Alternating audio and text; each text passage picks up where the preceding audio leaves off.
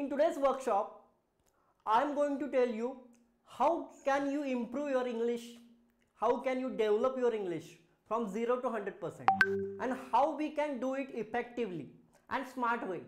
So I am going to show you. Again, I welcome all of you participants. Then we move on. Before going to ahead, I want two promises from your side. मला आपल्याकडून दोन promise हवे आहेत. पहिलं म्हणजे attend complete workshop. हे workshop आपल्याला complete attend करायचं आहे, जेणेकरून आपल्याला या वर्कशॉपमध्ये जे पॉइंट्स कळतील ते पूर्णरित्या समजतील. And there is second point, with 100% focus and energy. हे वर्कशॉप अटेंड करताना आपण एनर्जीनं अटेंड करायचं आहे आणि फोकसनं अटेंड करायचं आहे. So I hope that all of you participants, you will give your 100% focus and energy, and I move on ahead. In today's workshop, what points we are going to see? या workshop मध्ये आपण नेमके कोणकोणते मुद्दे बघणार आहोत? तर या वर्कशॉप मध्ये आपण 5 पॉइंट्स बघणार आहोत. First point is why to learn English. English शिकण्याची गरज काय आहे, नीड काय आहे. त्यानंतर second point is what is English language. इंग्रजी भाषा म्हणजे नेमकं काय. Then third and very very important point is how to learn English. That's very important point. I am going to show you. Then number 4, action. What kind of action we have to do. कोणती action आपण घेतली पाहिजे जर आपल्याला English improve करायचं असेल तर. And then fifth point is very very special. Fifth point is special gift from my side to you. एक स्पेशल गिफ्ट असणार आहे आपल्यासाठी, एक अनाउन्समेंट असणार आहे या लेक्चरच्या शेवटी. So I told you that you are stay till the end. So we start with just new energy and new motivation. So let's start it. Our first point, why to learn English. English शिकणं का गरजेचं आहे.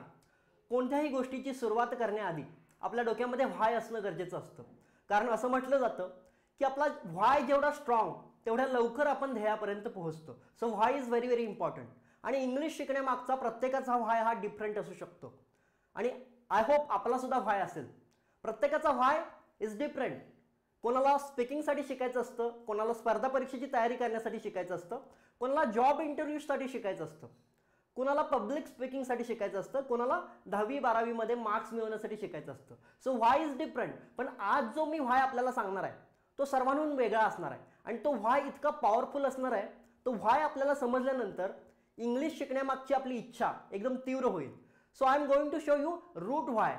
असा why जो की आपल्याला माहीतच पाहिजे की ज्या व्हायमध्ये आपल्याला एनर्जी आहे. So I am going to show you that. सगळ्यात पहिल्यांदा आपण भाषेबद्दल बघूयात. लँग्वेज. इंग्लिश काय आहे.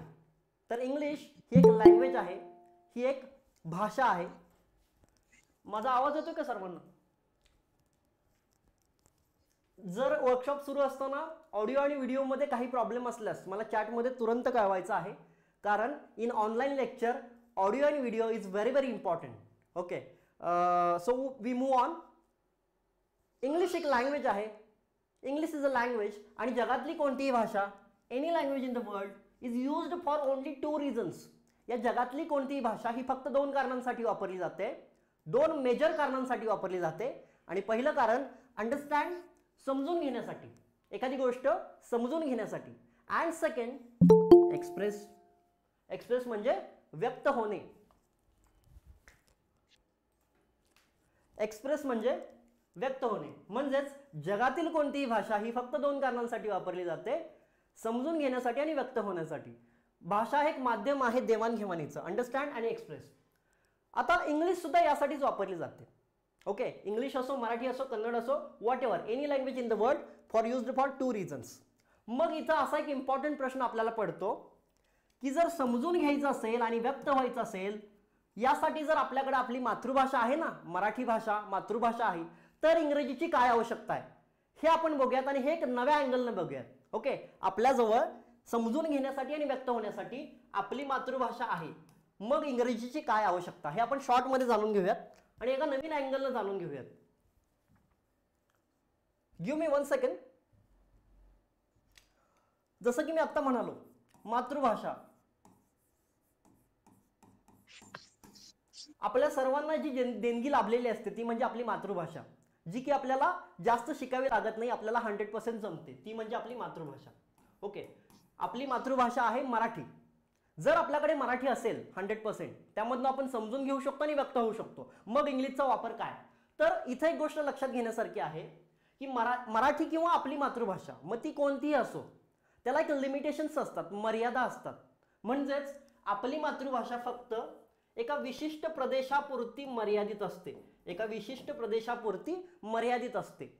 पण हल्लीच्या या युगामध्ये, आजच्या या जगामध्ये आपल्याला जीवनामध्ये सक्सेसफुल व्हायचं असेल, काहीतरी एक्स्ट्रा ऑर्डिनरी करून दाखवायचं असेल, तर आपल्या प्रदेशापुरतं मर्यादित राहून चालणार नाही. आपल्याला जगाशी संपर्क साधला पाहिजे, जगाशी कनेक्शन झालं पाहिजे. आणि हल्लीच्या या युगामध्ये जगापर्यंत जाण्याची आपल्याला गरज नाहीये.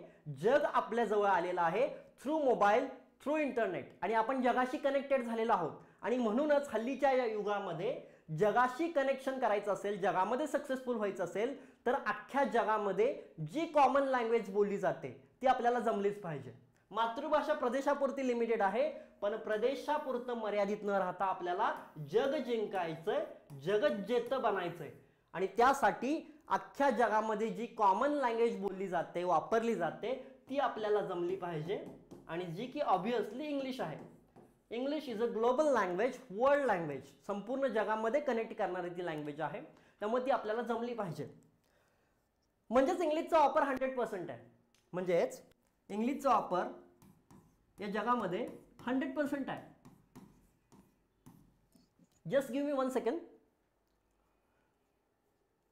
ओके, इंग्लिशचा वापर या जगामध्ये 100% आहे. पण मी आता आपल्यासमोर एक फॅक्ट इथं सादर करणार आहे, एक फॅक्ट आपल्यासमोर अशी सादर करणार आहे. यूज 100% आहे, म्हणजे जो प्रत्येक क्षेत्रामध्ये यूज आहे. कदाचित आपण 100% आहे, प्रत्येक क्षेत्रामध्ये वापर 100% आहे. मग ते जॉब असू दे, बिझनेस असू दे, अगदी एज्युकेशन असू दे. एज्युकेशनमध्ये सुद्धा 80-90% सब्जेक्ट इंग्लिशमधून असतात. सो इंग्लिशचा वापर 100% आहे. पण एक दुर्दैवी फॅक्ट अशी आहे, एक इंटरेस्टिंग फॅक्ट अशी आहे की वापर जरी 100% असला तरी या महाराष्ट्रामध्ये, आता मी स्पेसिफिकली महाराष्ट्रासाठी बोलतोय, महाराष्ट्रामध्ये इंग्लिश परफेक्ट जमणाऱ्यांची संख्या दुर्दैवानं खूप कमी आहे. फक्त 10% आहे. फक्त 10% लोकांना इंग्लिश परफेक्ट जमतं, कम्युनिकेशन करता येतं. पण दुर्दैवानं राहिलेल्या 90% लोकांना, स्टुडंट्सना इंग्लिश जमत नाहीये. मग आज इथं आपल्याला विचार करणं गरजेचं आहे की आपण 10% मध्ये आहोत की 90% मध्ये आहोत. आणि आपल्याला माहिती आहे या जगामध्ये सर्वच लोक एक्स्ट्राऑर्डिनरी नसतात, सर्वच सक्सेसफुल नसतात. Only 10 to 20% peoples are smarter, are successful. So आपल्याला या 10% मध्ये जायचं असेल तर आपल्याला इंग्लिश जमलंच पाहिजे. आणि कदाचित जर आपण या 90% मध्ये असू आजच्या क्षणी, तर आपण कदाचित कुठेतरी मागं आहोत. 90% अपॉर्च्युनिटीज आपल्याला मिळणार नाहीत, त्या फक्त 10% लोकांना मिळणार. आणि मी जे बोलतोय ते सर्वच क्षेत्रांमध्ये लागू होतंय. मग ते आपलं करिअर असो, आपला जॉब असो, बिझनेस असो, किंवा कदाचित आपण स्टुडंट असाल. Each and every sector, this is very very important. म्हणून आणि इथं अजून एक गोष्ट मला आपल्याला सांगायची आहे. हल्लीच्या या युगामध्ये, आजच्या या जगामध्ये जर आपल्यामध्ये काहीतरी नाविन्य आणायचं असेल तर स्किल खूप इम्पॉर्टंट आहे. डू यू नो, आपण सर्वांनी स्किल हा शब्द ऐकला असेल. स्किल आता हल्लीच्या युगामध्ये आपल्याला फक्त शिक्षणाची डिग्री असून उपयोगाची नाही, ते तर आहेच आहे, पण त्याच्या व्यतिरिक्त आपल्या अंगामध्ये कोणतं ना कोणतं स्किल असणं गरजेचं आहे. आणि इंग्रजी भाषा शिकणं हे हल्ली एक स्किल बनलेलं आहे. आता याला मी स्किल का म्हणतोय हे जाणून घेण्यासारखं आहे. कारण इंग्रजी भाषेचा वापर 100% आहे महाराष्ट्रामध्ये, पण जमणाऱ्यांची संख्या खूप कमी आहे, 10% आहे. म्हणून हे स्किल आहे. हा इम्बॅलन्स आहे. वापर जास्त आहे, जमतंय फक्त 10% लोकांना, म्हणून हे स्किल बनलेलं आहे. आणि हे जर स्किल आपण आत्मसात केलं, जे की करणं गरजेचंच आहे, तर आपल्याला इतर 90% संधी मिळू शकतात. म्हणून इंग्लिश लँग्वेज एक स्किल आहे आणि इंग्रजी एक भाषा आहे. आपण इंग्लिशकडे एक भाषा म्हणून बघणं गरजेचं आहे. आपल्यामध्ये स्टुडंट्सना किंवा 5वी पासून 10वी 12वी पर्यंत आपण इंग्लिशला एक विषय म्हणून बघतो, ज्याची एक परीक्षा असते आणि त्याच्यामध्ये आपल्याला मार्क्स मिळवायचे असतात, आणि तो बऱ्याच जणांना अवघड जातो. म्हणून लोकांना आयुष्यभर असं वाटतं की इंग्लिश अवघड आहे. पण इंग्रजीकडे विषय म्हणून बघण्याआधी मला इथं असं नमूद करावंसं वाटेल की इंग्लिश ही पहिल्यांदा एक लँग्वेज आहे. त्याला जर लँग्वेज म्हणून जर समजून घेतलात तर इंग्लिश अवघड नाहीये. तर इंग्लिश एक स्किल आहे. आणि आता इथं एक मला अशी लाईन वापरायची आहे की आपण जर हे जर स्किल आपण आत्मसात केलं तर आपण या 10% मध्ये येऊ शकता. Otherwise you are going to fail. मग आपण ठरवायचंय आपल्याला ऑर्डिनरी राहायचंय की एक्स्ट्राऑर्डिनरी राहायचंय. सर्वच जण एक्स्ट्राऑर्डिनरी होऊ शकत नाहीत. जर आपल्याला एक्स्ट्राऑर्डिनरी व्हायचं असेल, अतिसामान्य व्हायचं असेल, सक्सेसफुल व्हायचं असेल तर आपल्याला 10% मध्ये आलं पाहिजे. शेवटी एका लाईनमध्ये जर सांगायला गेलं तर मी एवढंच म्हणेन की इंग्लिश ही एक अशी भाषा आहे, अशी लँग्वेज आहे जे की एक असं स्किल आहे जे आपण आत्मसात केल्यानंतर आपल्याला सक्सेस मिळणार आहे. म्हणून मला इथं असं सरळ म्हणावंसं वाटेल की English is equal to success. Okay, म्हणून मला हा व्हाय आपल्याला द्यायचा होता. हा जर व्हाय आपण आपल्या डोक्यामध्ये ठेवलात तर आपल्याला जेव्हा इंग्लिश समोर येईल तेव्हा आपल्याला डोक्यात येईल की आपल्याला सक्सेसफुल व्हायचंय. यस, आपल्याला जग जिंकायचंय आणि जग जिंकायचं असेल तर English is very important because English is equal to success. I hope all of you participants you understood that point and clear that point. आणि म्हणूनच जर आपल्याला सक्सेसफुल व्हायचं असेल तर आपल्याला इंग्लिशबद्दल काही गोष्टी जाणून घ्यायला पाहिजे. आता आपण व्हाय बघितला. आय होप आपल्या सर्वांना तो अंडरस्टँड झाला असेल. आणि आता आपण वळणार आहोत, आता सक्सेसफुल व्हायचंय ना, मग सक्सेसफुल आपल्याला जर व्हायचं असेल तर आपण वळतोय दुसऱ्या पॉईंटकडे, जो की आहे व्हॉट इज इंग्लिश लँग्वेज. म्हणजे इंग्लिश लँग्वेज म्हणजे नेमकं काय. Do you understand, do you ready for it. जर आपल्याला हा मुद्दा समजला असेल आणि आपण जर आपल्याला जर पुढे जायचं असेल तर चॅटमध्ये आपण यस म्हणायचंय किंवा आपला गुगल मीटचा जो व्हर्च्युअल हँड आहे तो रेज करायचा आहे, जेणेकरून मला कळेल की आपलं कम्युनिकेशन होतंय.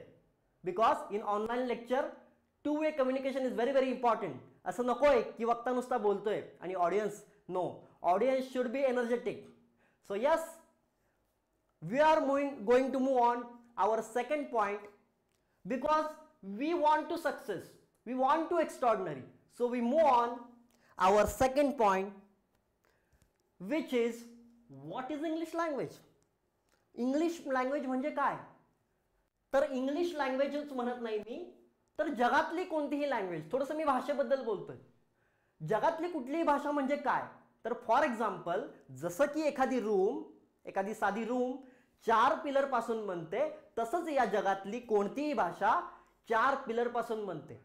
Each language in this world have 4 pillars. Language is made up of 4 pillars and that 4 pillars are 1, 2, 3, 4. LRSW. आता हे LRSW काय आहे. ही कोणती नवीन नावं आहेत. तर ती नवीन नावं नाही आहेत, ती आपल्याला माहिती आहेत लहानपणापासून. L म्हणजे लिसनिंग, ऐकणे. R म्हणजे रीडिंग, वाचणे. S म्हणजे स्पीकिंग, आपल्या सर्वांचं फेवरेट. आणि W म्हणजे रायटिंग, लिहिणे. LRSW म्हणजेच जगातली कोणतीही भाषा, मग त्यात इंग्लिश सुद्धा येतंय. म्हणूनच इंग्लिश ही या 4 पिलर पासून बनलेली आहे आणि हे 4 पिलर खूप इम्पॉर्टंट आहेत. आणि या 4 पिलरच्या व्यतिरिक्त आपण काय करतो का बघा. या 4 पिलरच्या व्यतिरिक्त आपण करतो का कोणत्याही भाषेमध्ये आपण ऐकतो, आपण बोलतो, आपण लिहितो आणि वाचतो. याच्या व्यतिरिक्त काही करत नाही. आणि म्हणूनच हे 4 पिलर खूप इम्पॉर्टंट आहेत. आता हे सांगितल्यानंतर मला एक इंटरेस्टिंग गोष्ट इथं सर्वांसमोर जाहीर करायची किंवा खुलासा करायचा आहे. आपण एक 2 मिनिटासाठी एक ॲक्टिव्हिटी राबवतोय आता, जी की खूप इंटरेस्टिंग असणार आहे. सर्वांनी लक्ष द्यायचं. ठीक आहे, आपल्याला इंग्लिश डेव्हलप करायचंय म्हणजे सक्सेस व्हायचंय. ठीक आहे, मान्य आहे. इंग्लिश म्हणजे काय हे पण समजलंय. पण जर सक्सेसफुल व्हायचं असेल किंवा एखाद्या ठिकाणी मला पोहोचायचंय तर आत्ता मी कुठल्या ठिकाणी हे माहीत पाहिजे की नाही. म्हणजे काय, साध्या भाषेमध्ये सांगतो, आपल्याला इंग्लिश 100% करायचंय, अगदी बरोबर आहे. पण कधी असा आपल्या मनाला प्रश्न विचारलाय का आपण की आत्ताच्या क्षणी या लेवलला आपलं इंग्लिश किती टक्के डेव्हलप आहे हे माहीत पाहिजे. कारण आपल्याला जर 100% व्हायचंय तर आत्ता आपण कुठं आहोत हे माहिती असणं गरजेचं आहे. आणि तेच मी आत्ता चेक करणार आहे किंवा मी आपल्याला एक असे काही प्रश्न विचारणार आहे ज्या प्रश्नांच्या उत्तराने आपण कॅल्क्युलेट करू शकता इथं बसल्या बसल्या फक्त 2 मिनिटात की तुमचं इंग्लिश आत्ताच्या क्षणी किती डेव्हलप झालेलं आहे. कारण माहीत पाहिजे ना आत्ता आपण कुठे आहोत. त्यामुळे मी आपल्याला ही ॲक्टिव्हिटी राबवतोय. आय होप तुम्ही इच्छुक असाल, इंटरेस्टेड असाल. तर या ॲक्टिव्हिटीमध्ये काय असणार आहे, मी आपल्या मनाला 4 प्रश्न विचारणार आहे. मनाला, शरीराला नाही, कारण मन रिअल असतं ना, मनामधनं खरा आवाज बाहेर पडतो. मी आपल्या मनाला सरळ 4 प्रश्न विचारणार आहे. त्या 4 प्रश्नांची उत्तरं जर आपण प्रामाणिकपणे दिलीत का नाही, आपण इथं कॅल्क्युलेट करू शकतो की आत्ता या लेवलला तुमचं इंग्लिश किती टक्के डेव्हलप आहे. Okay, so I hope you are ready for it. My first question, व्यवस्थित ऐकायचे 4 प्रश्न. पहिला प्रश्न, इंग्रजी ऐकलेलं आपल्याला किती समजतं हे आपल्या मनाला विचारायचं म्हणजे काय, जे जे इंग्लिश आपण ऐकतो, व्हॉट एव्हर इंग्लिश वी लिसन, जे जे आपल्या कानावरती पडतं त्याचा अर्थ किती टक्के तुमच्या मनाला समजतो. जर आपण आपल्या मनाला व्यवस्थित विचारलं तर मनातून एक आवाज येईल, 10%, 20%, काहींचं 100% येईल, काहींचं मायनसमध्ये सुद्धा असेल, पण हे प्रत्येकाचं वेगळं असेल. आकडेवारी varies from person to person. आणि हे आपल्या मनाला विचारल्यानंतर आपलं मन सांगेल की यस, मला एवढे टक्के लिस्निंग जमतंय. ओके, मग ही टक्केवारी आल्यानंतर मी एक्झाम्पल घेतोय. फॉर एक्झाम्पल राहुल हा एक मुलगा आहे, हा स्टुडंट आहे. या स्टुडंटला इंग्लिश ऐकलेलं फॉर एक्झाम्पल समजतंय 50%. फॉर एक्झाम्पल ही टक्केवारी प्रत्येकाची वेगळी असू शकते. म्हणजे जे जे आपण बोलतोय ते 50% त्याला समजतंय. सेकंड क्वेश्चन, पुढचा प्रश्न असा आहे की इंग्लिश वाचलेलं किती टक्के समजतंय. बघा, नीट प्रश्न आहे का. इंग्लिश वाचणे म्हणजे नुसतं रीड करणे नव्हे, ते सर्वांनाच जमतं, पण इंग्रजी वाचून आपल्याला त्याचा अर्थ किती टक्के डोक्यापर्यंत जातो. म्हणजे सपोज तुम्ही 10 ते 20 पानं समजा वाचली इंग्रजीमध्ये, त्याचा अर्थ आपल्याला किती टक्के समजतो हे महत्त्वाचं आहे. मग ते आपल्या मनाला विचारा की तुमचं रीडिंग स्किल किती आहे इंग्लिशमध्ये. 10% समजतंय, 20% समजतंय, 30% समजतंय. आणि तुमच्या पुढे नोट करा हवे तर, कारण आपल्याला ऍक्टिव्ह राहायचं, हे वर्कशॉप आहे. किंवा नोट करता येत नसेल तर मनामध्ये कॅल्क्युलेट करा. आपण बघणार आहोत की तुमचं इंग्लिश किती टक्के डेव्हलप आहे. मी इथे एक्झाम्पल घेतोय. सपोज राहुल या विद्यार्थ्याला वाचलेलं फक्त 30% लक्षात येतं. आणि त्यानंतर माझा तिसरा प्रश्न आहे जो की सगळ्यात इम्पॉर्टंट आहे, जो की सगळ्यात उत्सुकतेचा आहे, की आपल्याला इंग्लिशमध्ये बोलता किती टक्के येतं.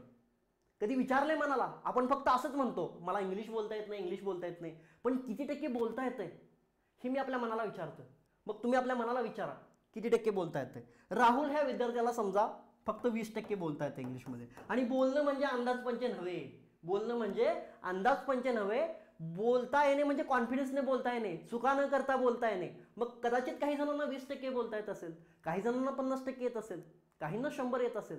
प्रत्येकाचं वेगळं असेल. आणि माझा चौथा प्रश्न आणि शेवटचा प्रश्न की इंग्रजीमध्ये आपल्याला किती टक्के लिहिता येतं म्हणजे नुसतं लिहिणे नव्हे, उतरवून काढणे म्हणजे कॉपी पेस्ट, ते आपण करतोयच लहानपणापासून, पण तसं नव्हे, विचार करून किती टक्के लिहिता येतं. फॉर एक्झाम्पल माझ्या डोक्यात एक विषय आला आणि त्या विषयावरती मला लिहायचंय 10 ओळी, 20 ओळी, 10 पानं. मनानं किती लिहिता येते चुका न करता करेक्टली, ते तुमच्या मनाला विचारा. फॉर एक्झाम्पल राहुल या विद्यार्थ्याला आणखी 50% लिहिता येते फक्त. ओके, बाकीचं त्याचं चुकतंय. अशी तुमची आकडेवारी आली असेल असं मी गृहीत धरतोय. प्रत्येकानं आपल्या मनामध्ये ती आकडेवारी ठेवली असेल. आता बऱ्याच जणांना वाटेल की हा काय टाइमपास, ही कुठली परीक्षा. तर मी आपल्याला सांगू इच्छितो की हा टाइमपास वगैरे काही नाहीये. कारण या जगामध्ये तुमचं मनच एकमेव असं आहे की ते तुम्हाला सांगू शकते की तुम्ही आत्ता कुठल्या लेवलला आहात. कारण आपल्या सबकॉन्शियसमध्ये तो प्रोग्राम असतो. जर तुम्ही विचार पूर्वक आपल्या मनाला विचारलं तर आतनं आवाज येईल, 10% समजतंय, 20% समजतंय. आणि ही जगातली कुठली परीक्षा सांगू शकत नाही, जगातली कुठली टेस्ट सांगू शकत नाही, तुमचं मनच सांगू शकतंय. म्हणून मी आज तुमच्या मनाला जाग करण्याचा प्रयत्न केलाय. आपण विचारत नसतो प्रश्न मनाला, पण मनाकडे सगळी उत्तर असतात. आय होप सर्वांची ही टक्केवारी आली असेल. आणि आता इंटरेस्टिंग मुद्दा आहे, ही टक्केवारी आल्यानंतर, ही आकडेवारी आल्यानंतर आपल्याला काय करायचंय तर या आकडेवारीची बेरीज करायची, कॅल्क्युलेशन करायचंय. बऱ्याच जणांना वाटेल की हा मॅथचा क्लास आहे का. No, this is for English. But तुम्हाला हे करावं लागेल, ह्या 4 आकडे आले त्यांची बेरीज करायची, कॅल्क्युलेशन करायचंय. आता मी माझं कॅल्क्युलेशन करतो. 50 + 30 80, 80 20 150. माझी आकडेवारी आलेली आहे 150. आणि जी टोटल येईल का नाही, जी आपली बेरीज येईल का नाही, त्याला तुम्ही 4 ने डिवाइड करायचंय. दिस इज व्हेरी इम्पॉर्टंट. कशानं डिवाइड करायचंय, 4 ने डिवाइड करायचंय. कारण मला इथं आपल्याला सरळ सांगू इच्छितो मी की इंग्लिश म्हणजे नुसतं स्पीकिंग नव्हे. बऱ्याच जणांना फक्त वाटतं की स्पोकन इंग्लिश. नो, इंग्रजी म्हणजे नुसतं स्पीकिंग नाही. स्पीकिंग तर आहेच आहे, पण हे 4ही पिलर इम्पॉर्टंट आहेत. म्हणून तुम्हाला तुमचं इंग्लिश जर चेक करायचं असेल तर या 4ही पिलर तपासून बघितले पाहिजेत. 4 pillars are very very important आणि इक्विव्हॅलंट. सो आय होप तुमची टोटल आली असेल मी बोलतोय तोपर्यंत, आणि आपण त्याला डिवाइड केलं असेल 4 ने. आता जी आकडेवारी येईल रफली, आता मी इथं मी कॅल्क्युलेशन करत बसत नाही, तुम्ही तुमचं कॅल्क्युलेशन वैयक्तिक करायचं आहे. रफली मी इथं पकडतो एक साधारण 20%, 20%, 30%च्या आसपास पकडतो. जी बेरीज येईल का नाही तेवढं टक्के तुमचं इंग्लिश डेव्हलप आहे असं समजायचं. कारण ह्या 4ही पिलरचा ॲनालिसिस केल्यानंतर आपल्या समोर जी आकडेवारी येते तेवढं टक्के आपली इंग्रजी भाषा डेव्हलप आहे असं प्रत्येकानं समजायचं. आय होप आपल्याला ही ॲक्टिव्हिटी समजली असेल आणि ही ॲक्टिव्हिटी तुम्ही केली असेल मनातल्या मनात, आणि आपल्याला समजलं असेल की आपलं इंग्लिश किती टक्के डेव्हलप आहे. सपोज राहुल या विद्यार्थ्याचं इंग्रजी 20% डेव्हलप आहे. आता मला थोडंसं पुढे बोलायचं. आय होप तुम्ही हे करून बघितलं असेल. मी प्रत्येकाला विचारणार नाही तुमचं इंग्लिश किती टक्के डेव्हलप झालं, तुम्ही तुमच्या मनाजवळच ठेवायचं आहे. आता मला पुढे जायचं आहे. आता मला सरळ सरळ आपल्याला हा प्रश्न विचारायचा आहे की इंग्रजी आपल्याला का आवड पडतं. तर इंग्रजीमध्ये आपले हे चारही पिलर 100% नसतात म्हणून. आता थोडंसं मला आपल्या सर्वांना एक आरसा दाखवायचा आहे, एक मिरर दाखवायचा आहे. आता मी मगाशी काय म्हटलं आपल्याला, कुठलीही भाषा 4 पिलर पासून बनते. मग इंग्रजी बनते तसेच दुसरी पण बनते का? हो, जगातल्या प्रत्येक भाषेचा हाच फॉर्म्युला आहे, वेगळा फॉर्म्युला नाहीये. जगातल्या प्रत्येक भाषा याच फॉर्म्युल्यापासून बनलेली आहे. आता एक्झाम्पलसाठी मी 1 मिनिटासाठी फक्त या इंग्लिशच्या जागी इंग्लिशला कॅन्सल करतो आणि इथं आपली मातृभाषा टाकतो. मातृभाषा जी की मराठी आहे. तुमची कदाचित वेगळी असू शकते, वेगवेगळ्या प्रदेशातून असाल तर. पण ऑब्विसली आपली मातृभाषाचं एक्झाम्पल मला इथं घ्यायचंय. मी टाकलं मराठीचं उदाहरण, तर मराठीमध्ये सुद्धा सेम पिलर असणार आहेत. मराठीमध्ये सुद्धा हे 4 पिलर आहेत. मग आता मला ही जी आपण 2 मिनिटाची टेस्ट घेतली की नाही, ती टेस्टचे प्रश्न मी तुम्हाला जर मराठीत विचारले तर ट्राय करून बघत ना.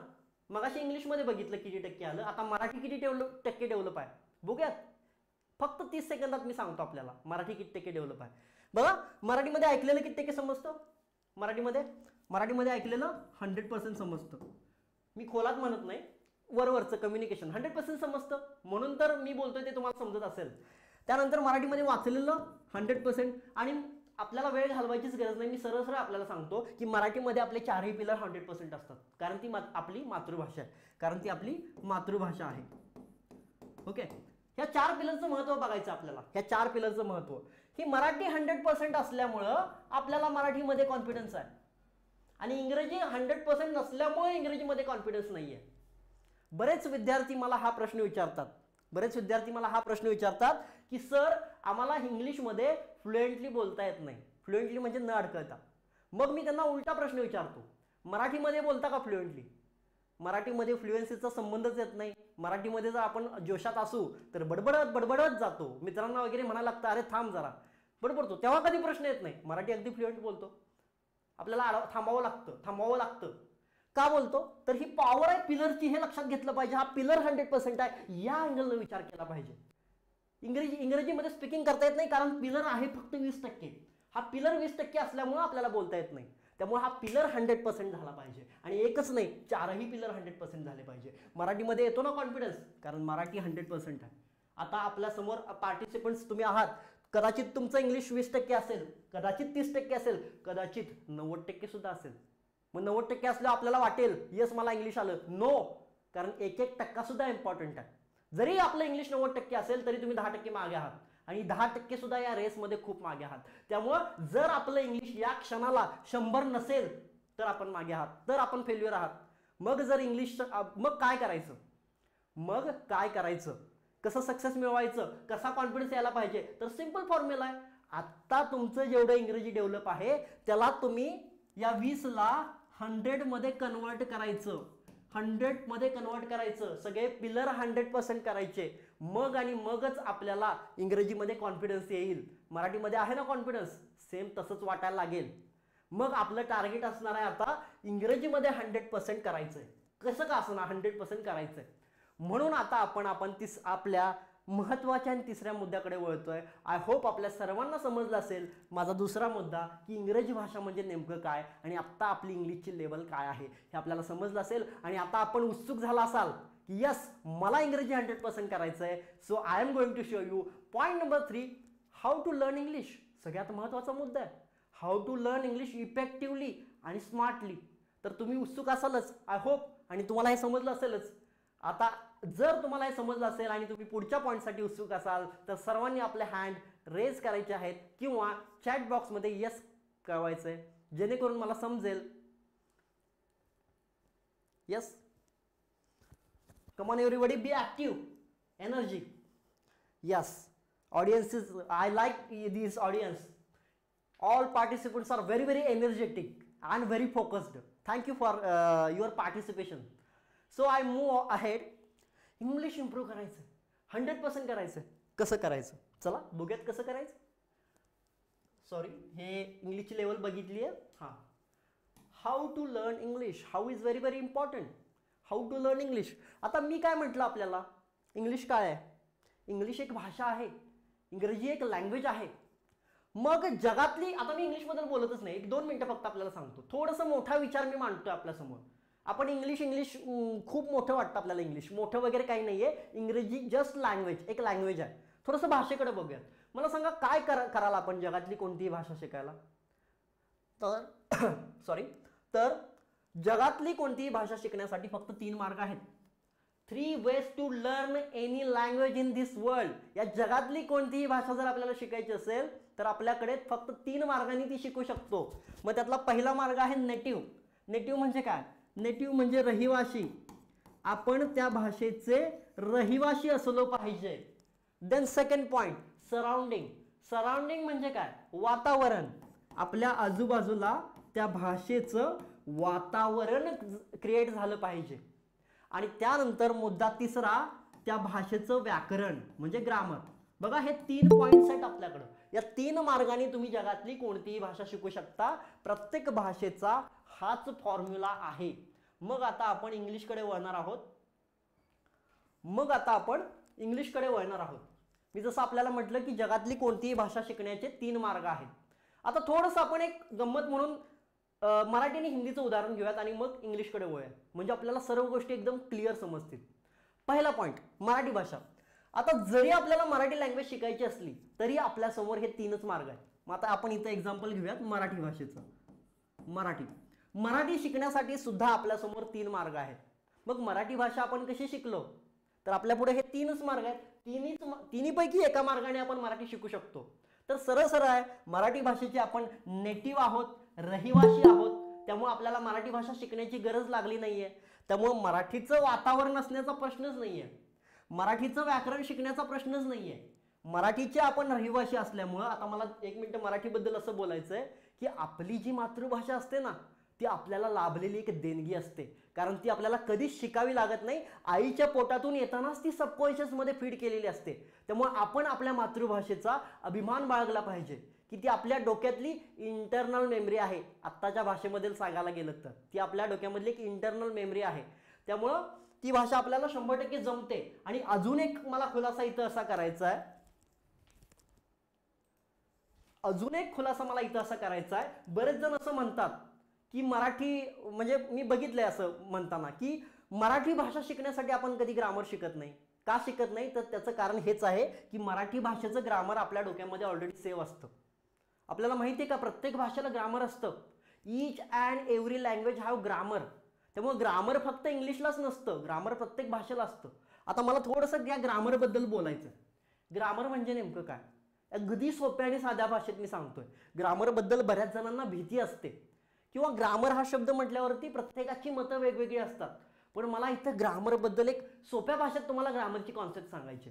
ओके, फॉर एक्झाम्पल, जसं आपले देश आहेत की नाही, इंडिया, अमेरिका, ऑस्ट्रेलिया, प्रत्येक देशाचं एक संविधान असतं की नाही. त्या संविधानामध्ये काय सांगितलं जातं? त्या संविधानामध्ये देशाबद्दलचे नियम असतात की देश कसा चालवायचा, हे कलम कसे लागू होतील, कायदे कसे चालायचे, व्यवस्था कशी चालायची, ते रूल्स असतं. तर अगदी तशाच प्रकारे कुठल्याही खेळामध्ये, कुठल्याही स्पोर्ट्समध्ये नियम असतात ना, प्रत्येक खेळाचे काही विशिष्ट नियम असतात. अगदी त्याच प्रकारे ग्रामर म्हणजे दुसरं तिसरं काही नाही, ग्रामर म्हणजे भाषेचं संविधान. एक असं संविधान, एक असं रूल बुक की ज्यामध्ये लिहिलेलं असतं की भाषा कशी ऍक्ट होते, भाषा कशी चालते, कशी बोलते, कशी वागते, हे ज्या रूल बुकमध्ये लिहिलेलं असतं त्याला आपण भाषेचं ग्रामर म्हणतो. म्हणजे भाषा विषयक नियम असतात ते, त्या रूल बुकला आपण ग्रामर म्हणतो. ही ग्रामरची सरळ आणि साधी कॉन्सेप्ट आहे. आता मी जसं मराठीचं एक्झाम्पल घेतलं होतं की जगातली मराठी भाषा शिकण्यासाठी आपल्याला ग्रामर का शिकावं लागत नाही, तर मी असं जसं मगाशी आपल्याला बोललो की मराठी आईच्या पोटामधून येतानाच आपण शिकलोय, आपल्या सबकॉन्शियस मध्ये मराठी सेव्ह आहे. त्यामुळे मराठी भाषेचं ग्रामर सुद्धा आपल्या डोक्यामध्ये सेव्ह आहे, म्हणून आपल्याला मराठीचं ग्रामर शिकण्याची गरज नाहीये. ओके, त्यानंतर मला असं म्हणायचंय की आपण एक गोष्ट रिअलाइज केलीत का की तुम्ही आम्ही जी मराठी बोलतो की नाही, एक इंटरेस्टिंग फॅक्ट, तुम्ही आम्ही जी मराठी बोलतो की नाही ती सगळी मराठी आपण ग्रामॅटिकली करेक्ट बोलतो. कधी विचार केला याचा? पण मी आपल्याला सांगतो हे खरं आहे, हे रिअल आहे. तुम्ही आम्ही जी मराठी बोलतो रोजच्या जीवनातली ती ग्रामॅटिकली करेक्टच बोलतो. मग त्यासाठी आपण काय ग्रामर शिकलोय? नाही शिकलो. सिंपल आहे, कारण मराठी इंटरनल मेमरी आहे, एक देणगी आहे. ठीक आहे, मराठी भाषा झाली, मराठी भाषा आपण अशी शिकलो. चला एक हिंदीचं उदाहरण घेतो म्हणजे आपल्या लक्षात येईल. आता मी उदाहरण घेऊया हिंदीचं. ओके, हिंदी जाऊ दे, आपण डायरेक्टली इंग्लिशवरती जाऊयात. मराठी भाषा मातृभाषा ठीक आहे, झालं, आपल्याला समजलं असेल. आपण डिरेक्टली जाऊयात इंग्लिशवरती. चला, इंग्रजी शिकायचं आहे, इंग्लिश शिकायचं 100% करायचं आहे. तरी सुद्धा आपल्या पुढे हेच 3 मार्ग आहेत, याच्या मागं कुठलं सायन्स नाही आहे. इंग्लिश जरी आपल्याला शिकायचं असेल तरी सुद्धा आपल्या पुढं हेच 3 मार्ग आहेत. मग बघा, एक एक मार्ग चेक करूयात, कुठल्या मार्गाने आपण चांगल्या प्रकारे इंग्रजी शिकू शकतोय. बघा, पहिला मार्ग, एक तर आपल्याला इंग्लिश शिकायचं असेल तर इंग्रजी भाषेचं रहिवासी व्हायला पाहिजे, नेटिव्ह असलं पाहिजे आपण त्या भाषेचं. मग मला सरळ सरळ सांगा, आपण इंग्रजी भाषेचा रहिवासी होऊ शकतोय का? निदान या जन्मात तरी शक्य नाही, त्यासाठी इंग्लंडमध्ये जन्म घ्यावा लागेल.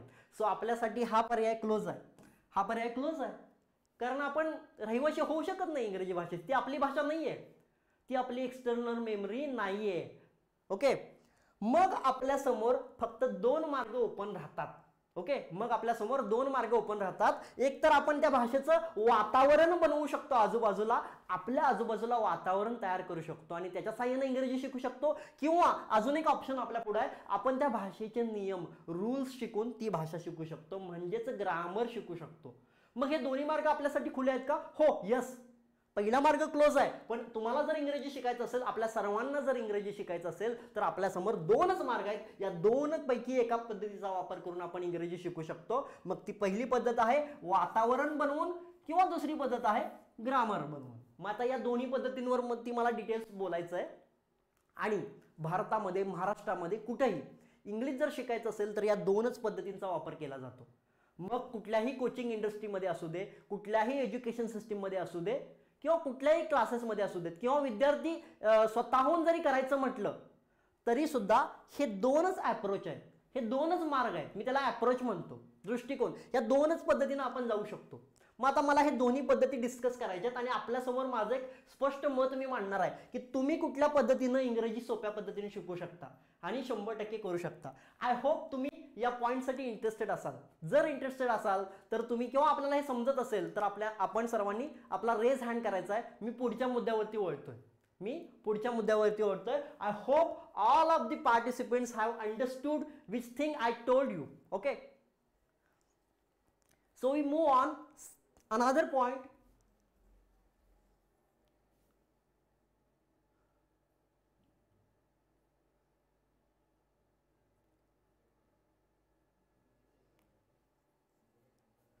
yes, we move on another point.